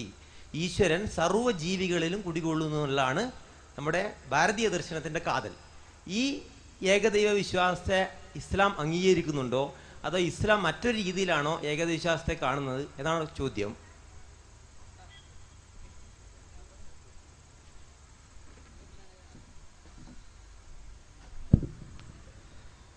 സുഹൃത്ത് ഷാജിയുടെ ചോദ്യം ഹൈന്ദവ ദർശനത്തിൽ അഥർവവേദീയമായ ഒരു വചനം, അതേപോലെ തന്നെ ഈ ഗീതയിലുള്ള ദൈവം തമ്പുരാന സർവഭൂതാനം എന്ന് പറഞ്ഞ സർവഭൂതങ്ങളിലും സ്ഥിതി ചെയ്യുന്നവനാണെന്ന് പറഞ്ഞ വചനം, ഇവയുടെ അടിസ്ഥാനത്തിൽ അദ്വൈത ദർശനം ഈ പ്രപഞ്ചത്തിലെ എല്ലാ വസ്തുക്കളിലും സർവേശ്വരനായ തമ്പുരാനുണ്ടെന്ന് പറയുന്നു. ഇത് ഇസ്ലാം അംഗീകരിക്കുന്നുണ്ടോ ഇല്ലെന്ന് വളരെ പ്രസക്തമായൊരു ചോദ്യമാണ്. പക്ഷേ ഇത് ഈ വചനങ്ങളുടെ അദ്വൈത വ്യാഖ്യാനം മാത്രമാണ്. ഭാരതീയ ദാർശനിക ധാരയിൽ അദ്വൈത വ്യാഖ്യാനവുമായി കടന്നു വന്ന ബാദരായണൻ മുതൽ ശ്രീ ശങ്കരാചാര്യർ വരെയുള്ള മഹാന്മാരായ ആചാര്യന്മാരുടെ അദ്വൈത വ്യാഖ്യാനത്തെ മുഴുവനും വിമർശിച്ചുകൊണ്ട് അവർ പറയുന്ന രീതിയിലല്ല ഈ പ്രപഞ്ചവും സർവേശ്വരനായ തമ്പുരാനും അഥവാ പരമാത്മാവും ജീവാത്മാവും രണ്ടും രണ്ട് അസ്തിത്വങ്ങൾ തന്നെയാണ് എന്ന് സ്ഥാപിച്ചുകൊണ്ട് ഭാരതീയ ദാർശനികന്മാർ ഒരുപാടുണ്ടായിട്ടുണ്ട് എന്നുള്ളതാണ് സത്യം. അവിടെ ഭാരതീയ ദാർശനികന്മാർ വളരെ കൃത്യമായി പഠിപ്പിച്ച, ഇത് മാധ്വാചാര്യർ, നമുക്കറിയാം ദ്വൈതത്തിൻ്റെ ആചാര്യരായിരുന്നു, ദ്വൈതാചാര്യനായ മാധ്വാചാര്യർ, ശ്രീ ശങ്കരാചാര്യർ ഈ ഗീതക്കും അതേപോലെ തന്നെ മറ്റു ഉപനിഷത്തുക്കൾക്കുമെല്ലാം എഴുതിയ പ്രസ്ഥാനത്രയങ്ങൾക്ക് നൽകിയ വ്യാഖ്യാനത്തെ മുഴുവനും വിമർശിക്കുകയും അദ്ദേഹത്തിൻ്റെതായ വ്യാഖ്യാനങ്ങളിലൂടെ സൃഷ്ടിപ്രപഞ്ചം എന്നത് സൃഷ്ടാവിൽ നിന്ന് വേറിട്ട് നിൽക്കുന്ന അസ്തിത്വമാണ് എന്ന് സ്ഥാപിക്കുകയും ചെയ്തിട്ടുണ്ട്. ഇസ്ലാമിനെ സംബന്ധിച്ചിടത്തോളം ഈ പ്രപഞ്ചത്തിലെ എല്ലാം സർവേശ്വരനായ തമ്പുരാന്റെ സൃഷ്ടികളാണ്. അവന്റെ അറിവും കഴിവും ഈ സൃഷ്ടികളിൽ മുഴുവനും ചൂഴ്ന്നു നിൽക്കുന്നു. അവന്റെ അറിവ് സൂക്ഷ്മമായ ലോകത്ത് പോലും, ഒരാറ്റത്തിനകത്ത് പോലും, ഒരു അണുവിന്റെ അഗാധതകളിൽ പോലും അവന്റെ അറിവ് ചൂഴ്ന്നു നിൽക്കുന്നു. അതോടൊപ്പം തന്നെ അവന്റെ കഴിവും. അവൻ ഈ പ്രപഞ്ചത്തിലെ ഏതെങ്കിലും ഒരു അണുവിന്റെ അകത്ത് ഏതെങ്കിലും ഒരു കാര്യം നിയന്ത്രണ വിധേയമല്ലാത്തതായില്ല. അതുകൊണ്ട് തന്നെ ആ അർത്ഥത്തിലായിരിക്കാൻ തീർച്ചയായും സാധ്യതയുണ്ട്. സർവേശ്വരനായ തമ്പുരാന്റെ കഴിവ് സർവ്വഭൂതങ്ങളിലും സ്ഥിതി ചെയ്യുന്നു എന്നുള്ള അർത്ഥത്തിലായിരിക്കാൻ സാധ്യതയുണ്ട്. ഈ പ്രപഞ്ചത്തെക്കുറിച്ച് വിശദീകരിച്ച വേദങ്ങളിലും ഉപനിഷത്തുകളിലെല്ലാം അദ്വൈതാത്മകമായി വ്യാഖ്യാനിക്കപ്പെട്ട വചനങ്ങൾ എന്നാണ് നാം മനസ്സിലാക്കുന്നത്. കാരണം ഈ പ്രപഞ്ചത്തിന്റെ നിമിത്ത കാരണമായി പരിചയപ്പെടുത്തപ്പെടുന്ന പരബ്രഹ്മം, പരമാത്മാവ്, ഈ പ്രപഞ്ചത്തിന്റെ നിമിത്ത കാരണം, ഈ പ്രപഞ്ചത്തെ സൃഷ്ടിക്കുന്നതാണ് അവൻ. അത് നമുക്ക് വേദങ്ങളിൽ ഏതായിരുന്നാലും പുരുഷ സൂക്തത്തിലെല്ലാം പ്രപഞ്ചത്തിന്റെ സൃഷ്ടാവായിട്ട് പറയുന്നു. ഹിരണ്യഗർഭ സമവർത്തദാഗ്രേ ഭൂതസ്യ ജാതഃ പതിരേക ആസീത് സദാധാര പൃഥിവീം ദ്യാമുതേമാം കസ്മൈ ദേവായ ഹവിഷാവിധേമ. ഋഗ്വേദത്തിലെ 10-ാം മണ്ഡലത്തിലെ 121-ാമത്തെ സൂക്തത്തിലെ 1-ാമത്തെ വചനമാണ്. ഹിരണ്യഗർഭനായി പരിചയപ്പെടുത്തുന്ന ആ ഹിരണ്യഗർഭൻ ഈ പ്രപഞ്ചത്തിന്റെ നിമിത്ത കാരണം. ആ പ്രപഞ്ചത്തെ ഉണ്ടാക്കിയവൻ, പ്രപഞ്ചത്തെ സൃഷ്ടിച്ചവൻ അസ്തിത്വപരമായി പ്രപഞ്ചത്തിന് അതീതനാകണം. ഇത് കേവല യുക്തിയാണ്. ഞാനൊരു വസ്തുവിനെ സൃഷ്ടിക്കുന്നുവെങ്കിൽ ആ സൃഷ്ടി എൻ്റെ പുറത്തുള്ളതാകണം. എൻ്റെ പുറത്തുള്ള ഒരു വസ്തു, അല്ലെങ്കിൽ എൻ്റെ ഭാഗമായിട്ടുള്ളത് മുമ്പ് ഞാൻ പൂർണ്ണനല്ല എന്ന് വരേണ്ടി വരും. അതല്ലെങ്കിൽ എന്നിൽ നിന്ന് വേറിട്ട് നിൽക്കുന്നതല്ല എന്ന് വരേണ്ടി വരും. ഇപ്പൊ ഞാൻ പറഞ്ഞു വരുന്നത്, അസ്തിത്വപരമായി ഈ പ്രപഞ്ചം സൃഷ്ടികർത്താവിൽ നിന്ന് വേറിട്ട് നിൽക്കുന്ന ഒരു പ്രതിഭാസം തന്നെയാണ്. അങ്ങനെ തന്നെയാണ് വേദങ്ങളിലും ഉപനിഷത്തുകളിലും എല്ലാമുള്ള അടിസ്ഥാന വചനങ്ങൾ നമ്മളെ പരിചയപ്പെടുത്തുന്നതും പഠിപ്പിക്കുന്നതും. ഞാനിവിടെ ഉദ്ധരിച്ച നിരവധി വചനങ്ങൾ. എന്നാൽ ഈ വചനങ്ങളെ മുഴുവനും വ്യാഖ്യാനിച്ചുകൊണ്ട് അദ്വൈതപരമായി സമർത്ഥിക്കുവാൻ വേണ്ടി പരിശ്രമിക്കാറുണ്ട് പലരും. ഇവിടെ അടിസ്ഥാനപരമായി ഇസ്ലാമിന്റെ ഈ രംഗത്തുള്ള പരിശുദ്ധ ഖുർആന്റെയും പ്രവാചക വചനങ്ങളുടെയും അടിസ്ഥാനത്തിലുള്ള ഈ വിഷയത്തിലുള്ള കാഴ്ചപ്പാട് ഇതാണ്. എനിക്ക് സൂചിപ്പിക്കുവാനുള്ളത് എന്താണത്? സുഹൃത്തിന്റെ ചോദ്യം അതാണല്ലോ. എന്താ? ഈ പ്രപഞ്ചം സൃഷ്ടാവായ തമ്പുരാന്റെ മഹത്തായ സൃഷ്ടിയാകുന്നു. ഈ സൃഷ്ടാവിന്റെ അസ്തിത്വത്തിൽ നിന്ന് വേറിട്ട് നിൽക്കുന്ന അസ്തിത്വമാകുന്നു. എന്നാൽ സൃഷ്ടാവില്ലെങ്കിൽ ഈ പ്രപഞ്ചാസ്തിത്വം നിലനിൽക്കുകയില്ല. ആ പ്രപഞ്ചം നിലനിൽക്കണമെങ്കിൽ സൃഷ്ടാവിന്റെ അസ്തിത്വം അനിവാര്യമാണ്. അതുകൊണ്ട് തന്നെ ആത്യന്തികമായി അസ്തിത്വമുള്ളത്, ആത്യന്തികമായി എല്ലാ അർത്ഥത്തിലും പരമമായി അസ്തിത്വമുള്ളത് സൃഷ്ടാവായ തമ്പുരാനാണ്. എന്നാൽ ആപേക്ഷികമായി അവനെ ആശ്രയിച്ചു നിൽക്കുന്ന അസ്തിത്വം അവന്റെ സൃഷ്ടികൾക്കെല്ലാമുണ്ട്. ആ സൃഷ്ടികളിലാകട്ടെ അവന്റെ അസ്തിത്വം കുടികൊള്ളുകയല്ല ചെയ്യുന്നത്, മറിച്ച് അവന്റെ അറിവും കഴിവും ചൂഴ്ന്നു നിൽക്കുകയാണ് ചെയ്യുന്നത്. ഈ പ്രപഞ്ചത്തിലെ ചെറുതും വലുതുമായ സകല പ്രതിഭാസങ്ങളിലും അവന്റെ അറിവും കഴിവും ചൂഴ്ന്നു നിൽക്കുന്നു. അവന്റെ അറിവും കഴിവുമില്ലാതെ ഒരു പ്രതിഭാസവും ഇവിടെ നിൽക്കുന്നില്ല. എന്നാൽ അവന്റെ അസ്തിത്വം, അവന്റെ സത്ത ഈ പ്രപഞ്ചത്തിന് പുറത്താണ്, പ്രപഞ്ചത്തിന് അതീതനാണ് അവൻ എന്നുള്ളതാണ് വസ്തുത, എന്നുള്ളതാണ് പ്രമാണം. ഇത് തന്നെയാണ് വേദോപനിഷത്തുക്കളിലും അടിസ്ഥാനപരമായി പഠിപ്പിക്കുന്നത്. എന്നാൽ ഇവിടെ ഭൂതങ്ങൾക്കകത്ത് സ്ഥിതി ചെയ്യുന്നു എന്ന് പറഞ്ഞിടത്ത് വ്യാഖ്യാനിക്കുന്നത് ഞാൻ ദ്വൈത പണ്ഡിതന്മാരാണ് സൂചിപ്പിക്കുന്നത്. വ്യാഖ്യാനിച്ചിട്ടുള്ളത് ഞാൻ പറഞ്ഞ അതേ വ്യാഖ്യാനമാണ് പല അഥവാ സട്ടാവായ അറിവ്, ജ്ഞാനം വിലീനമായി ചെയ്യുന്നു, ചൂഴ്ന്നു നിൽക്കുന്നു സൂചിപ്പിക്കാൻ.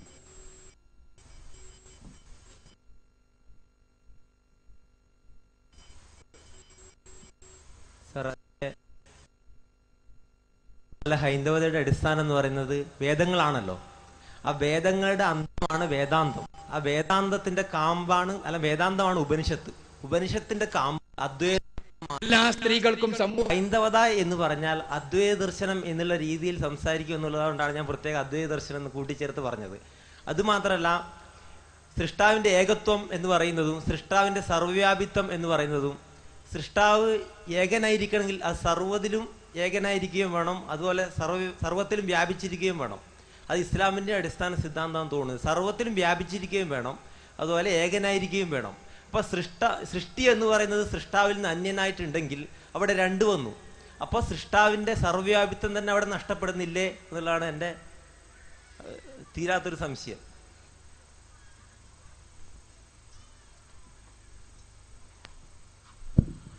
ഇവിടെ ഭാരതീയത എന്ന് പറഞ്ഞാൽ അദ്വൈതമാണ് എന്ന് പറഞ്ഞുകൊണ്ടാണ് സുഹൃത്ത് തുടങ്ങിയത്. സത്യത്തിൽ വേദങ്ങളുടെ അന്തമാണ് വേദാന്തം. സുഹൃത്ത് പറഞ്ഞതുപോലെ തന്നെ വേദാന്തം തന്നെ ഉപനിഷത്താണ്.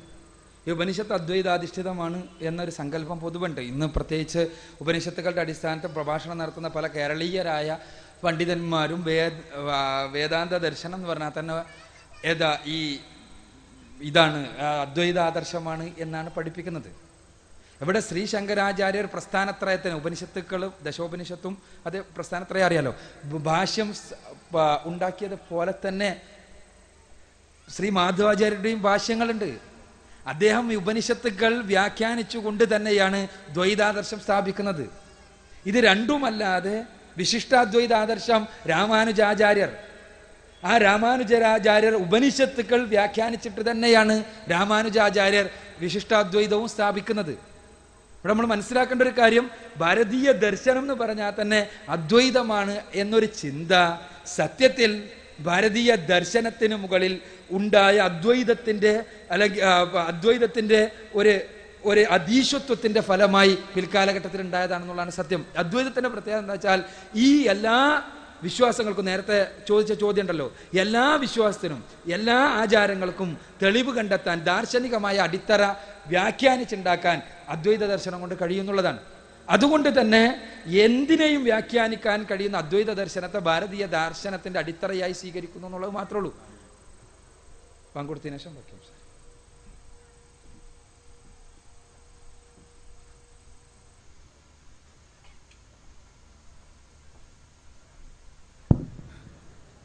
പിന്നത്തെ സുഹൃത്തിൻ്റെ പ്രശ്നം ഈശ്വരൻ സർവവ്യാപിയാണോന്ന്. ഇതൊരുപാട് ദാർശനികമായ ഒരുപാട് ചർച്ച ചെയ്യപ്പെട്ടൊരു വിഷയമാണ്. എന്താണ് ഈ നേരത്തെ ഈ സർവേശ്വരനായ തമ്പുരാന്റെ അസ്തിത്വത്തെക്കുറിച്ച് പറഞ്ഞതുപോലെ തന്നെ സർവേശ്വരനായ തമ്പുരാന്റെ സർവവ്യാപിത്വം എന്ന് പറഞ്ഞാൽ എന്താണ്? അവന്റെ അസ്തിത്വം എന്നത് പ്രപഞ്ചത്തിന് അതീതമാണെന്ന് പറയുമ്പോൾ നമ്മൾ ഈ സ്ഥലത്തെക്കുറിച്ച് തന്നെ മനസ്സിലാക്കണം. എന്താ, നമ്മൾ ഈ സർവ്വവ്യാപി എന്നെല്ലാം പറയുമ്പോൾ പഴയ കാലത്തെ ഒരു സ്ഥലസങ്കല്പമുണ്ട്, സ്പേസ്. അതേപോലെ തന്നെ സമയസങ്കല്പമുണ്ട്. ഇന്നത്തെ നമ്മളുടെ സ്ഥലകാല സങ്കല്പങ്ങൾ പഴയ കാലത്തെ സങ്കല്പം തന്നെയല്ല. ഈ പ്രപഞ്ചത്തെക്കുറിച്ച് തന്നെ സമയവും കാലവും വളരെ സമർത്ഥമായി ഇന്റർവൂവൻ ചെയ്യപ്പെട്ട, അഥവാ സമർത്ഥമായി ഇഴക്കപ്പെട്ട ഒരു പ്രപഞ്ച സംവിധാനത്തെക്കുറിച്ചാണ് ഇന്ന് നമുക്കറിയാം. ഈ കാലവും സമയവും, സമയത്തിൽ നിന്ന് വ്യത്യസ്തമായി കാലത്തിനോ, കാലത്തിൽ നിന്ന് വ്യത്യസ്തമായി സ്ഥലത്തിനോ, സ്ഥലത്തിൽ നിന്ന് വ്യത്യസ്തമായി കാലത്തിനോ അസ്തിത്വമില്ല എന്നിടത്താണ് ആധുനിക ഫിസിക്സ് നിൽക്കുന്നത്. ഈ പ്രപഞ്ചത്തെക്കുറിച്ച് തന്നെ പറയാം അവര്. ഇന്ന് നമ്മൾ മുമ്പ് വിചാരിച്ചിരുന്ന കുറേ വസ്തുക്കളുടെ സാകല്യാണ് പ്രപഞ്ചം എന്നാണ്. ഈ പ്രപഞ്ചത്തെക്കുറിച്ച് ഇന്ന് ഫിസിക്സ് പറയുക, ഭൗതിക ശാസ്ത്രജ്ഞൻ പറയുക സ്ഥലകാല സാധത്യം എന്നാണ്, ടൈം സ്പേസ് കോണ്ടിന്യൂം എന്നാണ്. ഇത് ഫിസിക്സിലെ വളരെ സങ്കീർണമായൊരു തലാണ്. ഞാൻ അങ്ങോട്ട് പോവല്ല. ഞാൻ പറഞ്ഞു വരുന്നത് എന്താ വെച്ചാൽ, സ്ഥലം ഒരു സൃഷ്ടിയാണ്. ആ സൃഷ്ടിക്ക് അതീതനാണ് സൃഷ്ടാവ്. കാരണം സൃഷ്ടിയാണെന്നുള്ളത് കൊണ്ട് തന്നെ. സമയം സൃഷ്ടിയാണ്, സമയത്തിന് അതീതനാണ് സൃഷ്ടാവ്. അവന് കാലനിബദ്ധങ്ങളില്ല. അവൻ ഈ പ്രപഞ്ചത്തിനകത്ത് എന്ന് പറയുമ്പോൾ ഈ സ്ഥലം മാത്രമല്ല, കാലത്തിനും അവൻ വിധേയനാണ് എന്ന് വരും. കാലത്തിന് വിധേയനാണെന്ന് വന്നാൽ എന്താണ് അതിൻ്റെ അർത്ഥം? അവന് ഒരു തുടക്കമുണ്ടായിരുന്നു എന്നിടത്തേക്കാണ് നമ്മൾ എത്തുക. പ്രപഞ്ച സൃഷ്ടാവ് കാലത്തിന് അതീതനാണ്. ആ കാലാതീതമായ അസ്തിത്വം എങ്ങനെയുള്ളതാണ്? കാലനിബദ്ധമായ നമ്മുടെ മസ്തിഷ്കത്തിന് അപഗ്രഥിക്കാൻ കഴിയില്ല. കാരണം നമ്മുടെ മസ്തിഷ്കത്തിന് അപഗ്രഥിക്കാൻ കഴിയുന്ന എത്ര മാത്രമാണ്? സ്ഥലകാല നൈരന്തര്യത്തിന് അകത്തെ പ്രതിഭാസങ്ങളെ കുറിച്ച് മാത്രമാണ്. അപ്പോൾ ഇന്നത്തെ നമ്മൾ അറിയുന്ന പ്രപഞ്ചം എന്ന് പറഞ്ഞാൽ അതിൻ്റെ വിശാലത എന്ന് പറഞ്ഞാൽ തന്നെ ഒരു മഹാസംഭവമാണ്. നമുക്കറിയാമല്ലോ 30,000 കോടി ഗാലക്സികളാണ് 30,000 കോടി ഗാലക്സികളാണ് ഇതുവരെ നമ്മൾ കണ്ടെത്തി കഴിഞ്ഞിട്ടുള്ളത്.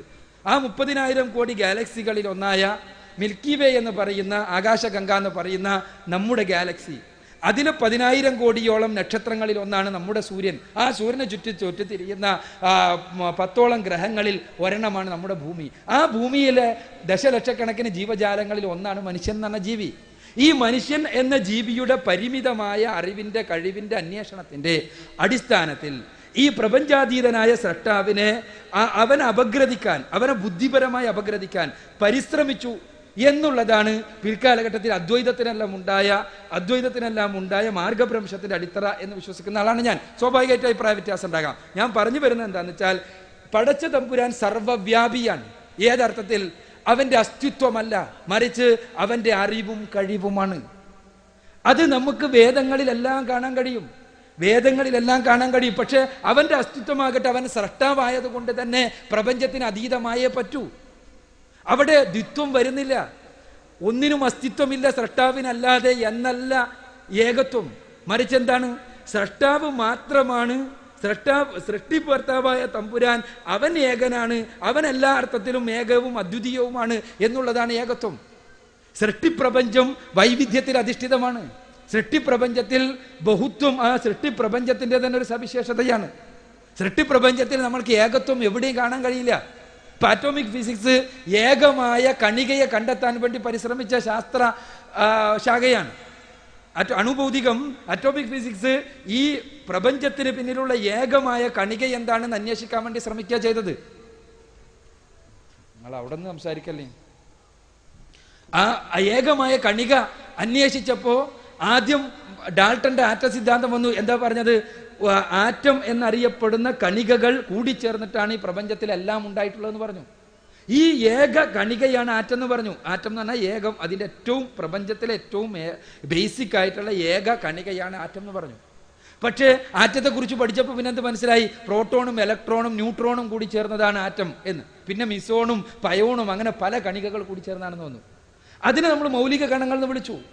ഇലക്ട്രോണിനെ മൗലിക കണം എന്ന് വിളിച്ചു. പിന്നീട് നമുക്ക് മനസ്സിലായി ഇലക്ട്രോൺ എന്ന് പറഞ്ഞാൽ അത് ഒരേ സമയം തന്നെ കണികയുടെയും അതേപോലെ തന്നെ തരംഗത്തിൻ്റെയും സ്വഭാവം പ്രകടിപ്പിക്കുന്ന, വളരെ സമർത്ഥമായി ഈ രണ്ട് സ്വഭാവങ്ങളും കൂട്ടിച്ചേർക്കപ്പെട്ടിരിക്കുന്ന ഒരു പ്രതിഭാസമാണ് ഇലക്ട്രോൺ എന്ന് മനസ്സിലായി. അവിടെ ഈ ഏകത്വമില്ല. ഈ രണ്ട് സ്വഭാവങ്ങളെ നമുക്ക് വിഘടിപ്പിക്കാൻ കഴിയില്ല.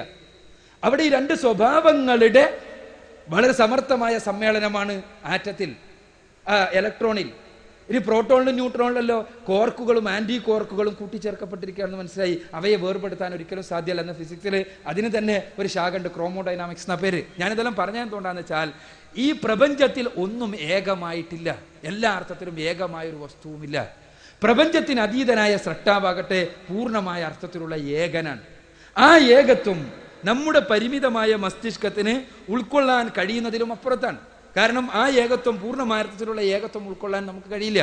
കാരണം നമ്മൾ പദാർത്ഥ ലോകത്തെക്കുറിച്ച് പഠിക്കാനാണ് നമ്മുടെ മസ്തിഷ്കം എന്നുള്ളത് കൊണ്ട് തന്നെ ഈ ഏകത്വം പൂർണ്ണമായി ഉൾക്കൊള്ളാൻ നമുക്ക് കഴിയില്ല.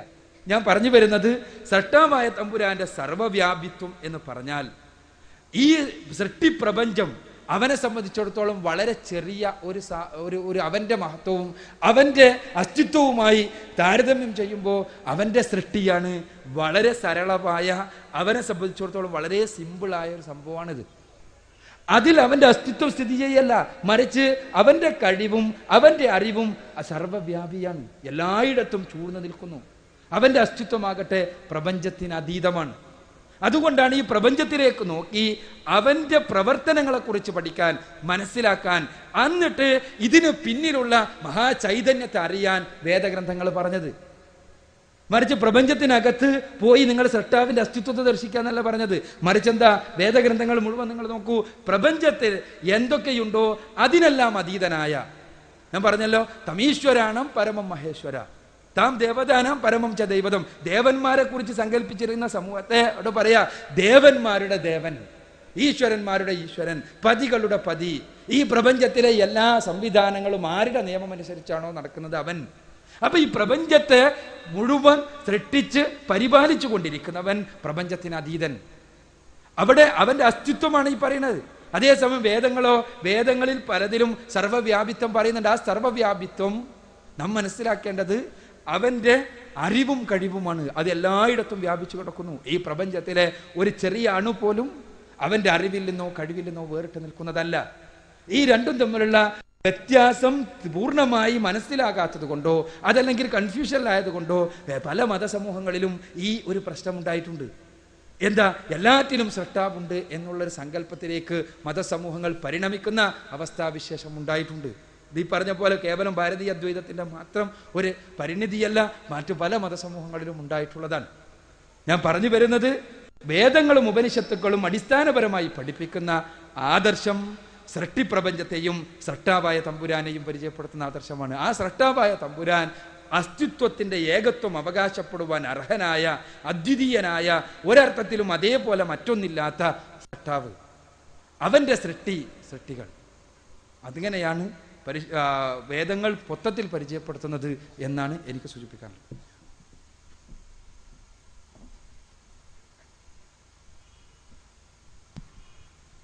സ്ത്രീകളുടെ ഭാഗത്തുനിന്ന് ചോദിക്കാനുണ്ടെങ്കിൽ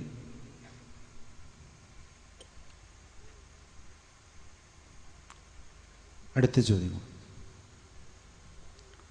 സ്ത്രീകളുടെ ഭാഗത്തുനിന്ന് ചോദ്യം ചോദിക്കാനുണ്ടെങ്കിൽ മുന്നോട്ട് വരിക.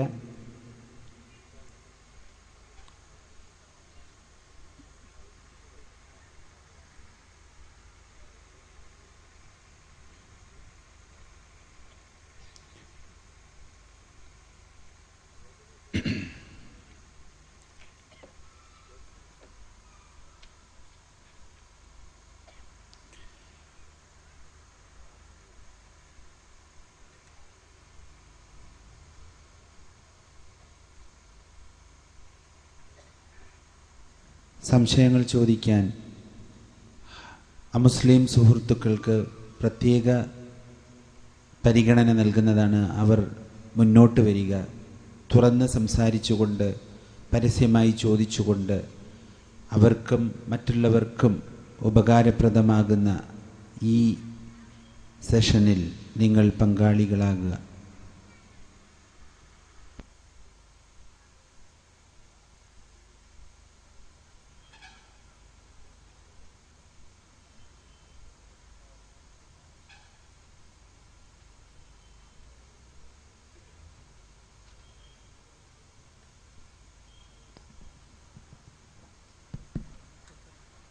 എൻ്റെ പേര് സൈദലവി, കൊടിഞ്ഞിയാണ് സ്ഥലം. എൻ്റെ അമുസ്ലിം സുഹൃത്തുക്കൾക്ക് വേണ്ടി, സ്നേഹിതന്മാർക്ക് വേണ്ടിയാണ് ഈ ചോദ്യം ചോദിക്കുന്നത്. ഇപ്പോൾ ഇവിടെ നടത്തിയ ഷരീഫ് മേലേതിൽ പ്രസംഗിച്ചപ്പോൾ പ്രശ്നം അവതരിപ്പിച്ചതിൽ പറഞ്ഞു, എല്ലാ വേദങ്ങളും ഏകദൈവ ആരാധനയിലേക്കാണ് കൊണ്ടെത്തിക്കുന്നത്. പക്ഷേ ഇപ്പോൾ അത് പരദൈവങ്ങൾ ആരാധനയിലേക്ക് ചെന്നെത്തിയിരിക്കുന്നു എന്ന്. എങ്കിൽ പിന്നെ ഇപ്പോൾ നിലനിൽക്കുന്ന മതങ്ങളിൽ നിന്നുകൊണ്ട് തന്നെ ഇപ്പോൾ അവർ അർപ്പിക്കുന്ന ആരാധന തന്നെ ഏകദൈവത്തിലേക്ക് തിരിച്ചുവിട്ടാൽ അവർക്ക് മോക്ഷം ലഭിക്കുമോ? ആരാധന പൂർണ്ണമാവുമോ? എന്താണ് ആരാധന എന്നുകൂടി വിശദീകരിച്ചാലല്ലേ ഈ സെഷൻ പൂർണ്ണമാകൂ എന്ന് വിനീതനായി ചോദിക്കുന്നു.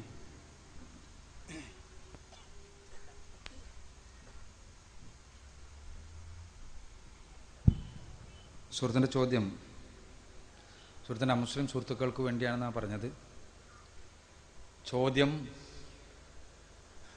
എല്ലാ വേദഗ്രന്ഥങ്ങളും അടിസ്ഥാനപരമായി ഏകദൈവത്വം, ഏകദൈവാരാധന പറയുന്നുണ്ടെന്ന് വിഷയാവതരണത്തിൽ പറഞ്ഞു. എന്നാൽ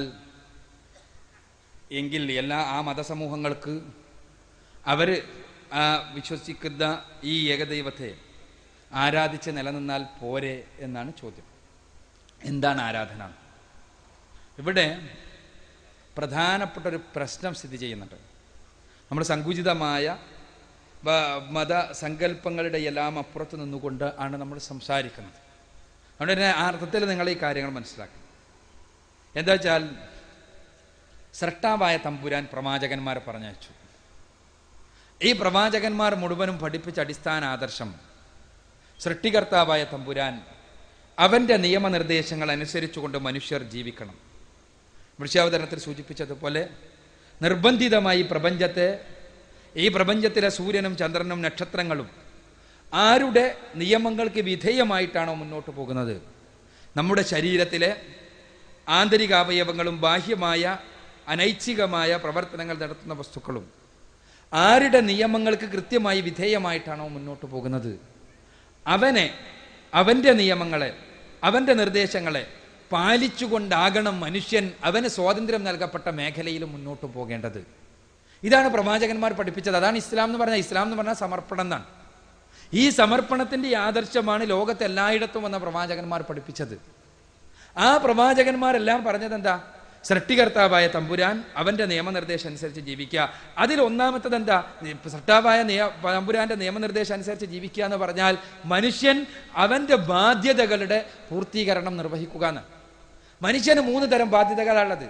ഒന്ന് സൃഷ്ടികർത്താവായ തമ്പുരാനോടുള്ള ബാധ്യത, രണ്ടാമത്തേത് അവനോട് തരാനുള്ള ബാധ്യത, മൂന്നാമത്തേത് മറ്റുള്ളവരോടുള്ള ബാധ്യത. മറ്റുള്ളവർ എന്ന് പറഞ്ഞാൽ കുടുംബക്കാർ പോലും, ഭാര്യ സന്താനങ്ങൾ, മാതാപിതാക്കൾ, അയൽപക്കക്കാർ, അതോടൊപ്പം ജന്തുജീവജാലങ്ങൾ, അങ്ങനെ എല്ലാമായി മറ്റുള്ളവയുമായുള്ള സകല വസ്തുക്കളുമായുള്ള അവൻ്റെ ബാധ്യതകൾ. ഇതിൽ ഒന്നാമത്തെ അവൻ്റെ ബാധ്യത സൃഷ്ടാവായ തമ്പുരാനെ മാത്രം ആരാധിക്കുക എന്നതാണ്. അവനെ സൃഷ്ടിച്ച് അവനെ പരിപാലിച്ചു കൊണ്ടിരിക്കുന്ന തമ്പുരാൻ, ആ തമ്പുരാനെ മാത്രം ആരാധിക്കുക എന്ന, അവനെ മാത്രം വിളിച്ചു പ്രാർത്ഥിക്കുക എന്ന, അവനെ ആരാധിക്കുക, അവനെ ആരാധിച്ച് അവൻ്റെ നിയമനിർദ്ദേശങ്ങൾ അനുസരിച്ച് ജീവിതത്തെ മുന്നോട്ട് നയിക്കുക എന്ന ആദർശം, ഇത് പ്രവാചകന്മാർ മുഴുവനും പഠിപ്പിച്ച ആദർശമാണ്. ആ സൃഷ്ടാവായ തമ്പുരാനെ മാത്രം ആരാധിക്കുക എന്ന ആദർശം പഠിപ്പിക്കുവാൻ വേണ്ടി കടന്നു വന്ന പ്രവാചകന്മാർ ഇന്ത്യയിൽ ഉണ്ടായിട്ടുണ്ട്. ആ പ്രവാചകന്മാരാണ് ബൈബിളിൽ പറഞ്ഞ പ്രവാചകന്മാർ മുഴുവനും.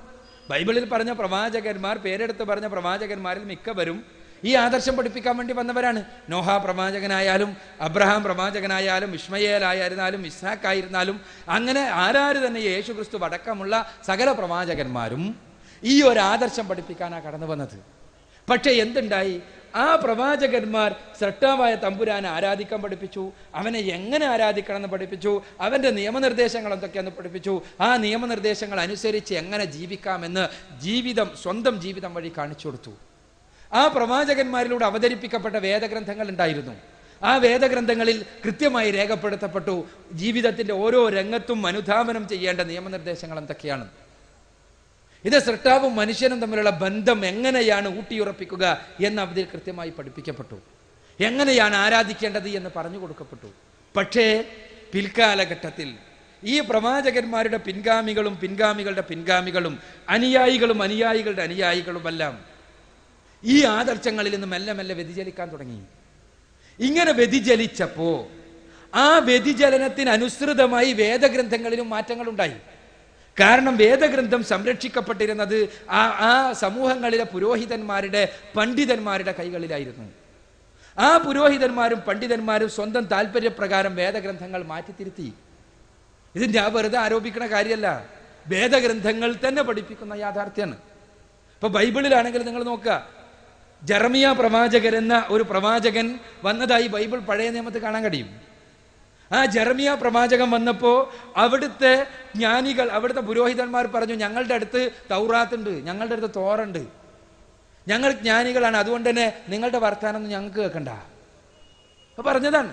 ആ സമയത്ത് അദ്ദേഹം നൽകുന്ന മറുപടിയുണ്ട്. ജെറമിയ എന്ന പുസ്തകത്തിലെ 8-ാം അധ്യായത്തിലെ 8-ാമത്തെ വചനത്തിൽ അദ്ദേഹം പറയാണ്, ഞങ്ങൾ ജ്ഞാനികൾ, ന്യായപ്രമാണം അഥവാ തൗറാത്ത് ഞങ്ങളുടെ കൈകളിൽ ഉണ്ട് എന്ന് നിങ്ങൾക്ക് എങ്ങനെ പറയാൻ കഴിയും? നിങ്ങളുടെ കള്ള കയ്യെഴുത്തുകോൽ തോറയെ വ്യാജമാക്കിയിരിക്കുന്നു. എന്താ അതിനർത്ഥം? ഇവരുടെ കള്ള കയ്യെഴുത്തുകോൽ എന്ന് പറഞ്ഞാൽ എന്താ? ജ്ഞാനികൾ ഉപയോഗിക്കുന്ന പേന, അവരന്ന് ഉപയോഗിച്ചിരുന്ന എഴുത്തുകോൽ യഥാർത്ഥത്തിലുള്ള ന്യായപ്രമാണത്തെ തോറയെ വ്യാജമാക്കിയിരിക്കുന്നു. ഇന്ന് നിങ്ങൾ ബൈബിളിനെ കുറിച്ച് എഴുതപ്പെട്ട ഗ്രന്ഥങ്ങൾ എടുത്ത് പരിശോധിച്ച് നോക്കുക. പ്രവാചകന്മാർ എഴുതിയതാണ് എന്ന് പൂർണ്ണമായി പറയാൻ കഴിയുന്ന ഒരു പുസ്തകം പോലും ബൈബിളിൽ ഇല്ല എന്നാണ് പണ്ഡിതന്മാർ പറയുന്നത്. ബൈബിൾ പണ്ഡിതന്മാർ, നമ്മുടെ എല്ലാ ആശയം. വേണമെങ്കിൽ ഹാർപ്പേഴ്സ് ബൈബിൾ ഡിക്ഷണറി എടുത്ത് പരിശോധിച്ച് നോക്കൂ. ബൈബിളിന്റെ അറിയപ്പെടുന്ന ഏത് കമന്ററി എടുത്ത് പരിശോധിച്ച് നോക്കൂ. ഇന്നത്തെ ബൈബിൾ കമന്ററികളിൽ ഏറ്റവും പ്രസക്തമായിട്ടുള്ള സെന്റ് ജെറോമിന്റെ ബിബ്ലിക്കൽ കമന്ററിയാണ്. ഇത് ഇംഗ്ലീഷിലുള്ളതാണ്. മലയാളത്തിൽ വേണമെങ്കിൽ ബൈബിൾ നിഘണ്ടുണ്ട്, റവറന്റ് AC ക്ലൈറ്റന്റെ, അല്ലെങ്കിൽ ഡോക്ടർ D ബാബു പോളിന്റെ വേദശബ്ദ രത്നാകരം എന്ന നിഘണ്ടുണ്ട്. അതല്ലെങ്കിൽ ഫാദർ ജോൺ വെള്ളാണിക്കലും ഒരു ടീമും കൂടി പുറത്തിറക്കിയ ബൈബിൾ വിജ്ഞാനകോശമുണ്ട്, എടുത്ത് പരിശോധിച്ചോളൂ. നമുക്ക് കാണാൻ കഴിയും ഒരൊറ്റ ഗ്രന്ഥം പോലും അതേപോലെ പ്രവാചകന്മാർക്ക് അവതരിപ്പിക്കപ്പെട്ട രൂപത്തിൽ നിലനിൽക്കുന്നില്ല. ഭാരതീയ ദർശനപ്രകാരം ശ്രുതികളാണ് ഋഷിമാർക്കുണ്ടായത്. ആ പദങ്ങൾ തന്നെ വളരെ വളരെ രസകരമായ പദങ്ങളാണ്. ഋഷി എന്ന് പറഞ്ഞാൽ ശ്രവിക്കപ്പെട്ടവൻ എന്നാണ് അർത്ഥം. അഗ്നിപുരാണത്തിൽ പറയുന്നുണ്ട് കാര്യം.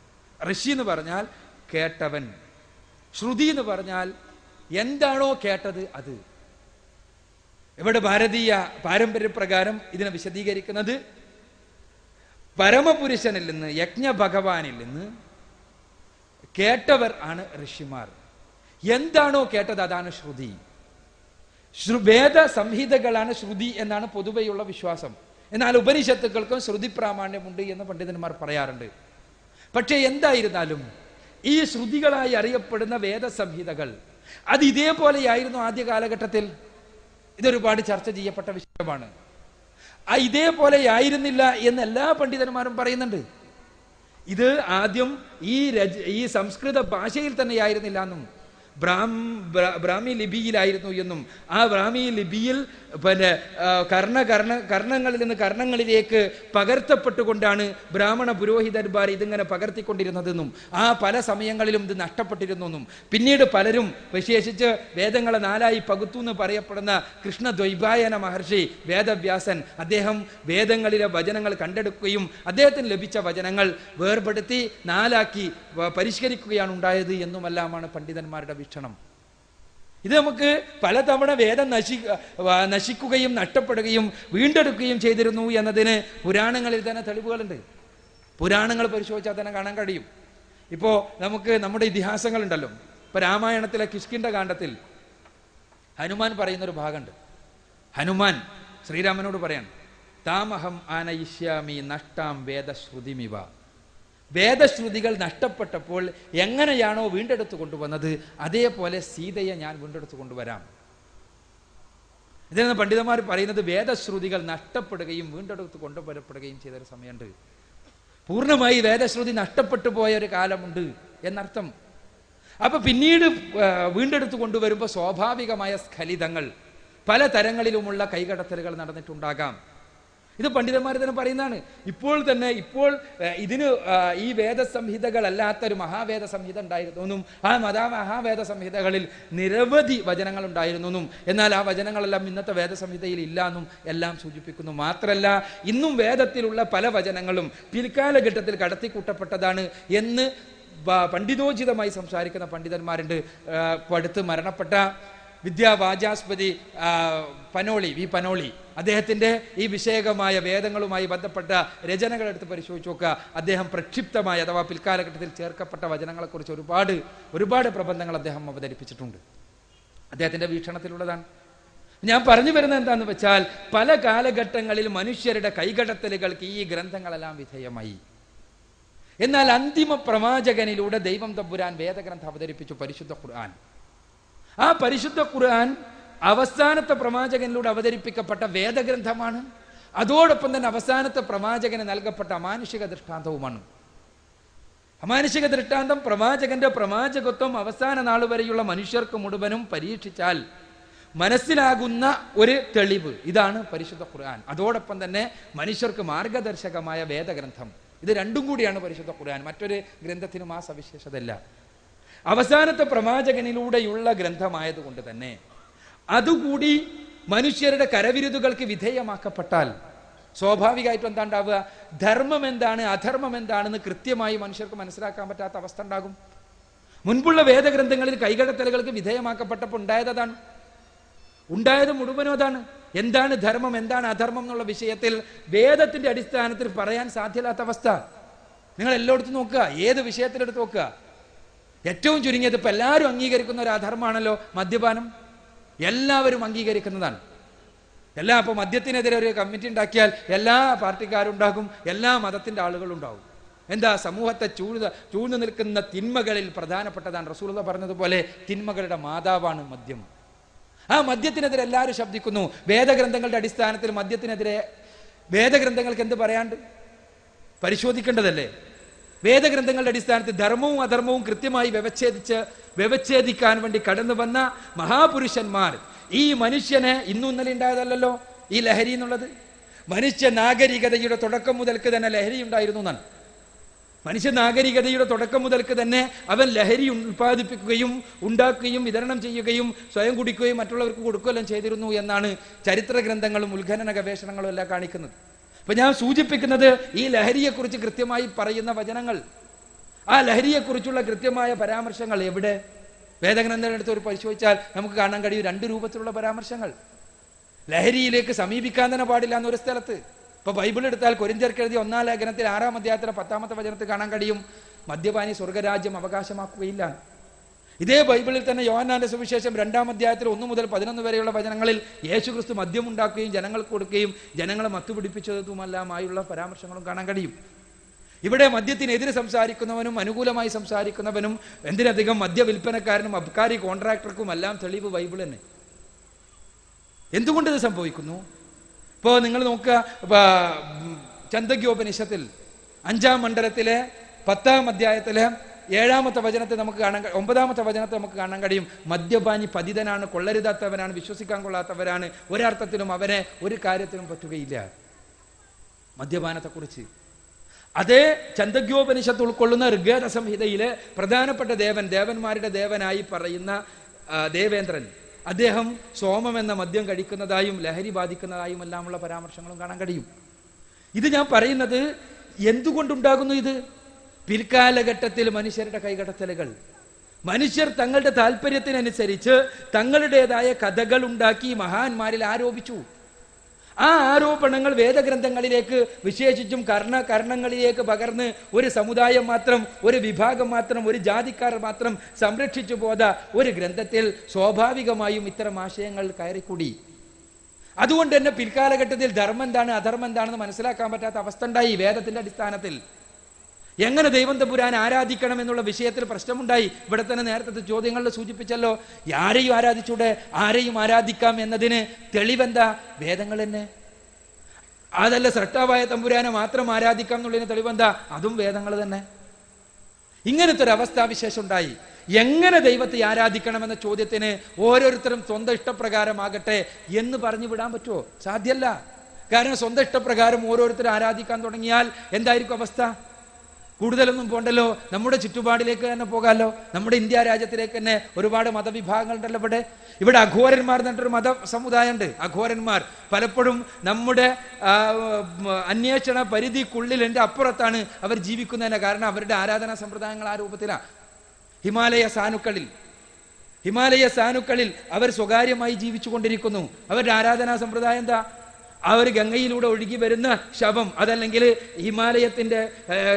ഹിമാലയ പർവ്വതങ്ങളുടെ അടുത്തുള്ള അതിൻ്റെ പ്രാന്തപ്രദേശങ്ങളിലെ ഗ്രാമങ്ങളിലേക്ക് കയറി ചെന്നിട്ട് കുട്ടികളെയും വലിയവരെയും അവരുടെ ഹോമത്തിന്, അവരുടെ യാഗത്തിന് പറ്റിയ ആളുകളെ തട്ടിക്കൊണ്ടുപോകുന്നു. എന്നിട്ട് അവർ പറയുന്ന രീതിയിൽ അവരുടേതായ ചില രീതികളുണ്ട്. ആ രീതികൾ ഉപയോഗിച്ച് ആളെ കൊന്നുകളയുന്നു. കൊന്നതിന് ശേഷം ഹോമകുണ്ഡത്തിന് മുകളിൽ വെക്കുന്നു. ആ ഹോമകുണ്ഡത്തിന് മുകളിൽ വെച്ച് അവരുടെ പ്രത്യേകതരം മദ്യമുണ്ട്. അത് അഘോര സന്യാസി കഴിക്കുന്നു. അഘോരന്മാർക്ക് ചുറ്റുമുള്ള ആളുകൾക്കെല്ലാം കൊടുക്കുന്നു. എന്നിട്ട് ശവശരീരത്തിന്റെ ഓരോ ഭാഗങ്ങൾ പിഴുതെടുക്കുന്നു. ഇയാൾ തിന്നുന്നു, ബാക്കിയുള്ളവർക്ക് തിന്നാൻ കൊടുക്കുന്നു. ഇതാണ് ഇവരുടെ ആരാധനാ സമ്പ്രദായം. അവരുടെ ആരാധന മൂർത്തി ഏകദൈവമാണ്. അവർ പറയുന്നത് കാളിയെ ഏകദൈവമായി സങ്കല്പിക്കുന്നവരാണ് ഞങ്ങളെന്ന്. ഞാൻ സൂചിപ്പിക്കുന്നത് ഈ സമ്പ്രദായം നമുക്ക് അംഗീകരിക്കാൻ കഴിയുമോ? അവരെ സംബന്ധിച്ചിടത്തോളം അത് ശരിയായ സമ്പ്രദായമാണ്. താന്ത്രിക മതം ഇന്ത്യയിലുണ്ടായ താന്ത്രിക മതത്തെക്കുറിച്ച് പറയാൻ പോലും ഇതേപോലുള്ള സാഹചര്യം പറ്റൂല. താന്ത്രിക മതത്തെക്കുറിച്ച് ലൈംഗികതയിൽ അധിഷ്ഠിതമായ മതം, അതിൻ്റെ ലൈംഗിക കേളികൾ താന്ത്രികന്മാർ പറയുക കുണ്ഡലിനി എന്ന നമ്മുടെ എല്ലാവരുടെയും അകത്തുള്ള ദിവ്യ സാന്നിധ്യത്തെ, ശിവശക്തി സ്വരൂപത്തെ ഉണർത്തുവാനാണ് തങ്ങളുടെ വിദ്യകൾ എന്നാണ്. ആ കുണ്ഡലിനിയെ ഉണർത്തുവാൻ വേണ്ടിയുള്ള വിദ്യകൾ വളരെ വിചിത്രമാണ്. സംഘരതിയിൽ അധിഷ്ഠിതമായ വിദ്യകൾ. ഞാൻ വിശദീകരിക്കുന്നില്ല. ആ വിദ്യകൾ പറയാൻ സാധ്യമല്ല. അത്രക്കും വൃത്തികെട്ട രീതികൾ. സംഘരതി എന്ന് പറഞ്ഞാൽ അറിയാലോ, അവിടെ പിന്നെ കുടുംബ സംവിധാനം ഒന്നും തന്നെ സ്വാഭാവികമായിട്ടുണ്ടാകൂല. ഈ സംഘരതിയിൽ അധിഷ്ഠിത, കൂടുതലൊന്നും പറയേണ്ടതില്ല. നമ്മുടെ രജനീഷ് ഉണ്ടല്ലോ, രജനീഷ് അറിയാലോ, മരണപ്പെട്ട ഒരു ഭഗവാൻ രജനീഷ് എന്നല്ല അറിയപ്പെട്ടിരുന്ന വ്യക്തി. അദ്ദേഹം സ്വയം അവകാശപ്പെട്ടിരുന്നത് ഞാൻ ഈ നൂറ്റാണ്ടിലെ താന്ത്രികാചാര്യനാണെന്നാണ്. താന്ത്രികാചാര്യനാണ്. അദ്ദേഹത്തിന്റെ പ്രത്യേകത നിങ്ങൾക്കറിയാലോ. അദ്ദേഹത്തിന്റെ ആശ്രമത്തിലേക്ക് ഉടുതുണിക്കൊഴിച്ച് ബാക്കി എല്ലാറ്റിനും പ്രവേശനം ഉണ്ടെന്നാണ്. ആശ്രമത്തിന്റെ ഉള്ളിൽ കയറണമെങ്കിൽ നെയ്ക്കടാകണം, വേറെ പ്രശ്നമൊന്നുമില്ല. അപ്പോൾ ബാക്കി നിങ്ങൾക്ക് തീരുമാനിച്ചാൽ മതി. ഞാൻ സൂചിപ്പിക്കുന്നത് ഓരോരുത്തരും നിങ്ങൾക്ക് ഇഷ്ടമുള്ള രീതിയിൽ ആരാധിക്കാൻ പറ്റുമോ? ഇല്ല. സൃഷ്ടാവായ തമ്പുരാൻ തന്നെ അവനെ എങ്ങനെ ആരാധിക്കണം, ആരാധനാ രീതികൾ എന്തൊക്കെയാകണം എന്ന് പഠിപ്പിക്കണം. അത് പഠിപ്പിച്ചിരുന്നു, കൃത്യമായി പഠിപ്പിക്കപ്പെട്ടിരുന്നു. പക്ഷേ പിൽക്കാലഘട്ടത്തിൽ തങ്ങളുടെ താല്പര്യത്തിനനുസരിച്ച് വേദഗ്രന്ഥങ്ങളിൽ പ്രവാചകന്മാരുടെ ജീവിതങ്ങളിൽ, ആ ദൈവദൂതന്മാരുടെ, ഋഷിമാരുടെ, മഹാപുരുഷന്മാരുടെ, പുണ്യപുരുഷന്മാരുടെ ജീവിതങ്ങളിൽ തങ്ങളുടെ താല്പര്യത്തിനനുസരിച്ചുള്ള കഥകൾ എഴുതി ചേർത്തപ്പോൾ ഇതെല്ലാം വികലമാക്കപ്പെട്ടു. എന്ത് ശരി എന്ത് തെറ്റെന്ന് അറിയാൻ പറ്റാത്ത അവസ്ഥയുണ്ടായി. അതുകൊണ്ട് തന്നെ പടച്ച തമ്പുരാൻ, സൃഷ്ടാവായ തമ്പുരാൻ അന്തിമ പ്രവാചകനിലൂടെ അവതരിപ്പിക്കപ്പെട്ട വേദഗ്രന്ഥം, ആ അന്തിമ പ്രവാചകന്റെ അമാനുഷിക ദൃഷ്ടാന്തം പരിശുദ്ധ ഖുർആൻ, അത് സംരക്ഷിക്കേണ്ട ഉത്തരവാദിത്വം പുരോഹിതന്മാരെയോ പണ്ഡിതന്മാരെയോ സമുദായത്തെയോ ഏൽപ്പിച്ചില്ല, മറിച്ച് അവൻ തന്നെ ഏറ്റെടുത്തു. ആ ഏറ്റെടുത്ത പ്രഖ്യാപനാണ് പരിശുദ്ധ ഖുർആനിലെ 15-ാമത്തെ അധ്യായം സൂറത്തുൽ ഹിജ്റിലെ 9-ാമത്തെ വചനത്തിൽ നമ്മൾ വായിക്കുന്നത്. ഇന്നാ നഹ്നു നസ്സൽനാ ദിക്റ വ ഇന്നാ ലഹു ലഹഫിളൂൻ. നാം ആകുന്നു ഈ ദിക്ർ, ഈ ഉത്ബോധനം അവതരിപ്പിച്ചത്, നാം തന്നെ അതിനെ കാത്തു സൂക്ഷിക്കുകയും ചെയ്യും. പരിശുദ്ധ ഖുർആനിന്റെ ലഫ്ളും അതേപോലെ തന്നെ പരിശുദ്ധ ഖുർആന്റെ പ്രായോഗിക ജീവിത മാതൃകയായ പ്രവാചകന്റെ സുന്നത്തും ഒരേപോലെ ഈ ദിക്റിന്റെ വിവക്ഷയിൽപ്പെടുകയാണ്. പരിശുദ്ധ ഖുർആനും അതിന്റെ വിശദീകരണമായ ബയാനായ റസൂലുള്ളാഹി സ്വല്ലല്ലാഹു അലൈഹി വസല്ലമയുടെ സുന്നത്തും അത്ഭുതകരമായി, അത്യന്തം അത്ഭുതകരമായി, ലോകത്ത് മറ്റൊരു ഗ്രന്ഥത്തിനും മറ്റൊരു വ്യക്തിയുടെ ജീവചരിത്രത്തിനും അവകാശപ്പെടുവാൻ സാധ്യമല്ലാത്ത രൂപത്തിൽ അത്ഭുതകരമായി സംരക്ഷിക്കപ്പെട്ടുകൊണ്ടിരിക്കുന്നു. ഇന്നും എന്നും ഒരാൾക്കും ലോകത്തുള്ള മുസ്ലിങ്ങൾ വിചാരിച്ചാലോ, അല്ലെങ്കിൽ വേറെ ആരെങ്കിലും വിചാരിച്ചാലോ, ഏതെങ്കിലും ഒരു സമുദായം വിചാരിച്ചാലോ, ഏതെങ്കിലും ഒരു വിഭാഗം വിചാരിച്ചാലോ ഒന്നും പരിശുദ്ധ ഖുർആനിൽ ഒന്നും കൂട്ടിച്ചേർക്കാൻ കഴിയില്ല, ഒന്നും എടുത്തു മാറ്റാനും കഴിയില്ല. ആ രൂപത്തിലാണ് അതിന്റെ സംരക്ഷണം. എൻ്റെ ചോദ്യം അതല്ലാത്തതുകൊണ്ട് ഞാൻ അങ്ങോട്ട് പോകുന്നില്ല. ഞാൻ സൂചിപ്പിക്കുന്നത്, അതുകൊണ്ട് തന്നെ സൃഷ്ടാവായ തമ്പുരാനെ എങ്ങനെ ആരാധിക്കണം എന്നുള്ള പ്രശ്നത്തിൽ കൃത്യമായി മാർഗദർശനം ലഭിക്കണമെങ്കിൽ സൃഷ്ടാവായ തമ്പുരാനിൽ നിന്നുള്ളതാണ് എന്ന് പൂർണ്ണ ബോധ്യമുള്ള, അതിൽ യാതൊരു രൂപത്തിലുമുള്ള കൈകടത്തലുകൾ നടന്നിട്ടില്ല എന്ന് ബോധ്യമുള്ള, ഒന്നും കൂട്ടിച്ചേർത്തിട്ടില്ല എന്ന് ബോധ്യമുള്ള, ഒന്നും എടുത്തു മാറ്റിയിട്ടില്ല എന്ന് ബോധ്യമുള്ള ഒരു സ്രോതസ്സിനെ തന്നെ സമീപിക്കണം. അങ്ങനെ ഒരു സ്രോതസ് ഇന്ന് ഭൂമിയിൽ നിലനിൽക്കുന്നത് പരിശുദ്ധ ഖുർആൻ മാത്രമാണ്. ജീവിതത്തെ എങ്ങനെ സർവശക്തനായ തമ്പുരാനെ സമർപ്പിക്കണം, അത് പഠിപ്പിക്കാനാ പ്രവാചകന്മാർ വന്നത്. ആ പ്രവാചകന്മാർ മുഴുവനും പഠിപ്പിച്ചതെന്താ? യേശു ക്രിസ്തു ഈസാ അലൈഹി സ്വലാത്തു വസ്സലാം ഇസ്രായേൽ സമുദായത്തിന് പഠിപ്പിച്ചതെന്താ? നിങ്ങൾ എങ്ങനെ സർവേശ്വരനായ തമ്പുരാന് ജീവിതത്തെ സമർപ്പിച്ചുകൊണ്ട് ജീവിക്കണം എന്നാ. പക്ഷേ എന്താ സംഭവിച്ചത്? പിൽക്കാലഘട്ടത്തിൽ യേശുവിന്റെ ജീവിതത്തെ സ്വന്തം താല്പര്യത്തിനനുസരിച്ച് പലതും എടുത്തു മാറ്റി, പലതും ആരോപിച്ചു പലരും. ഇതേപോലെ തന്നെ ഭാരതീയ ഋഷിമാരുടെ, പലപ്പോഴും പുരാണങ്ങളിലെല്ലാം കാണപ്പെടുന്ന ഹൈന്ദവ പണ്ഡിതന്മാർ വ്യാഖ്യാനിച്ചൊപ്പിക്കാൻ പ്രയാസപ്പെടുന്ന അധാർമികമായ വൃത്തികളുണ്ട്. അതൊന്നും തന്നെ സത്യത്തിൽ വ്യാഖ്യാനിച്ചൊപ്പിക്കാൻ പാടുപെടേണ്ട കാര്യമില്ല. യഥാർത്ഥത്തിൽ എന്താണ്ടായത്? പിൽക്കാലഘട്ടത്തിൽ ആ മഹാന്മാരായ പുരുഷന്മാർ ലോകത്തിന് ധർമ്മം പഠിപ്പിക്കുവാൻ വേണ്ടി കടന്നു വന്ന ആളുകൾ ആ രൂപത്തിൽ വൃത്തികേടുകൾ ചെയ്തവരായിരുന്നു എന്ന് വിശ്വസിക്കാൻ നമുക്ക് സാധ്യമല്ല. പിന്നെ എന്താണ്ടായത്? പിൽക്കാലഘട്ടത്തിൽ പലരും പലതും എഴുതി ചേർത്തു. ഇവിടെ പരിശുദ്ധ ഖുർആനിന്റെ വിഷയത്തിൽ ഇതിന് ശ്രമം നടന്നിട്ടുണ്ട്, പ്രവാചകന്റെ ജീവിതത്തിന്റെ വിഷയത്തിന് ശ്രമം നടന്നിട്ടുണ്ട്, ഇല്ല എന്നല്ല അർത്ഥം. ഖുർആനിന് തത്തുല്യമായി ഖുർആനിൽ കൈകടത്തലുകൾ നടത്താൻ ശ്രമം നടന്നിട്ടുണ്ട്. പ്രവാചക ജീവിതത്തിൽ പലതും ആരോപിക്കുവാൻ വേണ്ടിയുള്ള പരിശ്രമം നടന്നിട്ടുണ്ട്. പക്ഷേ അത്ഭുതകരം, പടച്ച തമ്പുരാന്റെ വാഗ്ദാനം അതേപോലെ നിലനിൽക്കുന്നു. ആ അത്ഭുതകരമായി സംരക്ഷിക്കപ്പെട്ടത് നമുക്ക് കാണാൻ കഴിയുന്നു. ഇന്നാ നഹ്നു നസ്സൽനാ ദിക്റ വ ഇന്നാ ലഹു ലഹഫിളൂൻ.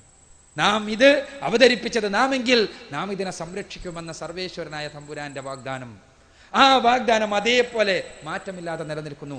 അതുകൊണ്ട് തന്നെ മനുഷ്യർക്ക് പ്രവാചകന്മാർ മുഴുവനും പഠിപ്പിച്ച രീതിയിൽ സർവേശ്വരനായ തമ്പുരാനെ ആരാധിക്കണം എന്നാണെങ്കിൽ, അവന്റെ നിയമനിർദ്ദേശങ്ങൾ അനുസരിച്ചുകൊണ്ട് ജീവിക്കണം എന്നാണെങ്കിൽ, ആ പ്രവാചകന്മാരുടെ സന്ദേശങ്ങളുടെ പൂർത്തീകരണവുമായി കടന്നു വന്ന മനുഷ്യർക്ക് മൊത്തത്തിൽ പ്രവാചകന്മാർ ഓരോ സമുദായങ്ങൾക്ക് മുന്നിൽ സമർപ്പിച്ച ആശയത്തെ മനുഷ്യർക്ക് മൊത്തത്തിൽ കാഫത്തുൽ ലിന്നാസിനായി സമർപ്പിച്ച അന്തിമ പ്രവാചകന്റെ ജീവിതത്തെ അനുധാവനം ചെയ്യുകയല്ലാതെ, അദ്ദേഹത്തിലൂടെ അവതരിപ്പിക്കപ്പെട്ട വേദഗ്രന്ഥത്തെ, അദ്ദേഹത്തിലൂടെ ലോകത്തിന് മുന്നിൽ പ്രദർശിപ്പിക്കപ്പെട്ട ഈ അമാനുഷിക ദൃഷ്ടാന്തത്തെ അനുധാവനം ചെയ്യുകയല്ലാതെ നിർവാഹമില്ല.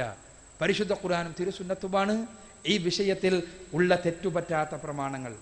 ആ പ്രമാണങ്ങൾ അനുധാവനം ചെയ്തുകൊണ്ട് മാത്രമേ ദൈവം തമ്പുരാനെ ആ ദൈവം തമ്പുരാൻ പഠിപ്പിച്ച രീതിയിൽ ആരാധിക്കാൻ, ദൈവം തമ്പുരാന്റെ നിയമനിർദ്ദേശങ്ങളെ കളങ്കരഹിതമായി അനുധാവനം ചെയ്യാൻ കഴിയൂ. ഇവിടെ ചോദ്യം സർവേശ്വരനായ തമ്പുരാനെ തങ്ങൾക്ക് ഇഷ്ടമുള്ള രീതിയിൽ, അല്ലെങ്കിൽ ഓരോരുത്തർക്കും അവനവർക്ക് ഇഷ്ടമുള്ള രീതിയിൽ ആരാധിച്ചാൽ പോരെ, അല്ലെങ്കിൽ ഓരോ മതസമൂഹങ്ങളും അവരുടെ രൂപത്തിൽ ആരാധിച്ചാൽ പോരെ, അതുകൊണ്ട് എന്താ തെറ്റ് എന്നാണ്. ഇവിടെ സർവേശ്വരനായ തമ്പുരാൻ ആരാധിക്കേണ്ടത് എങ്ങനെ?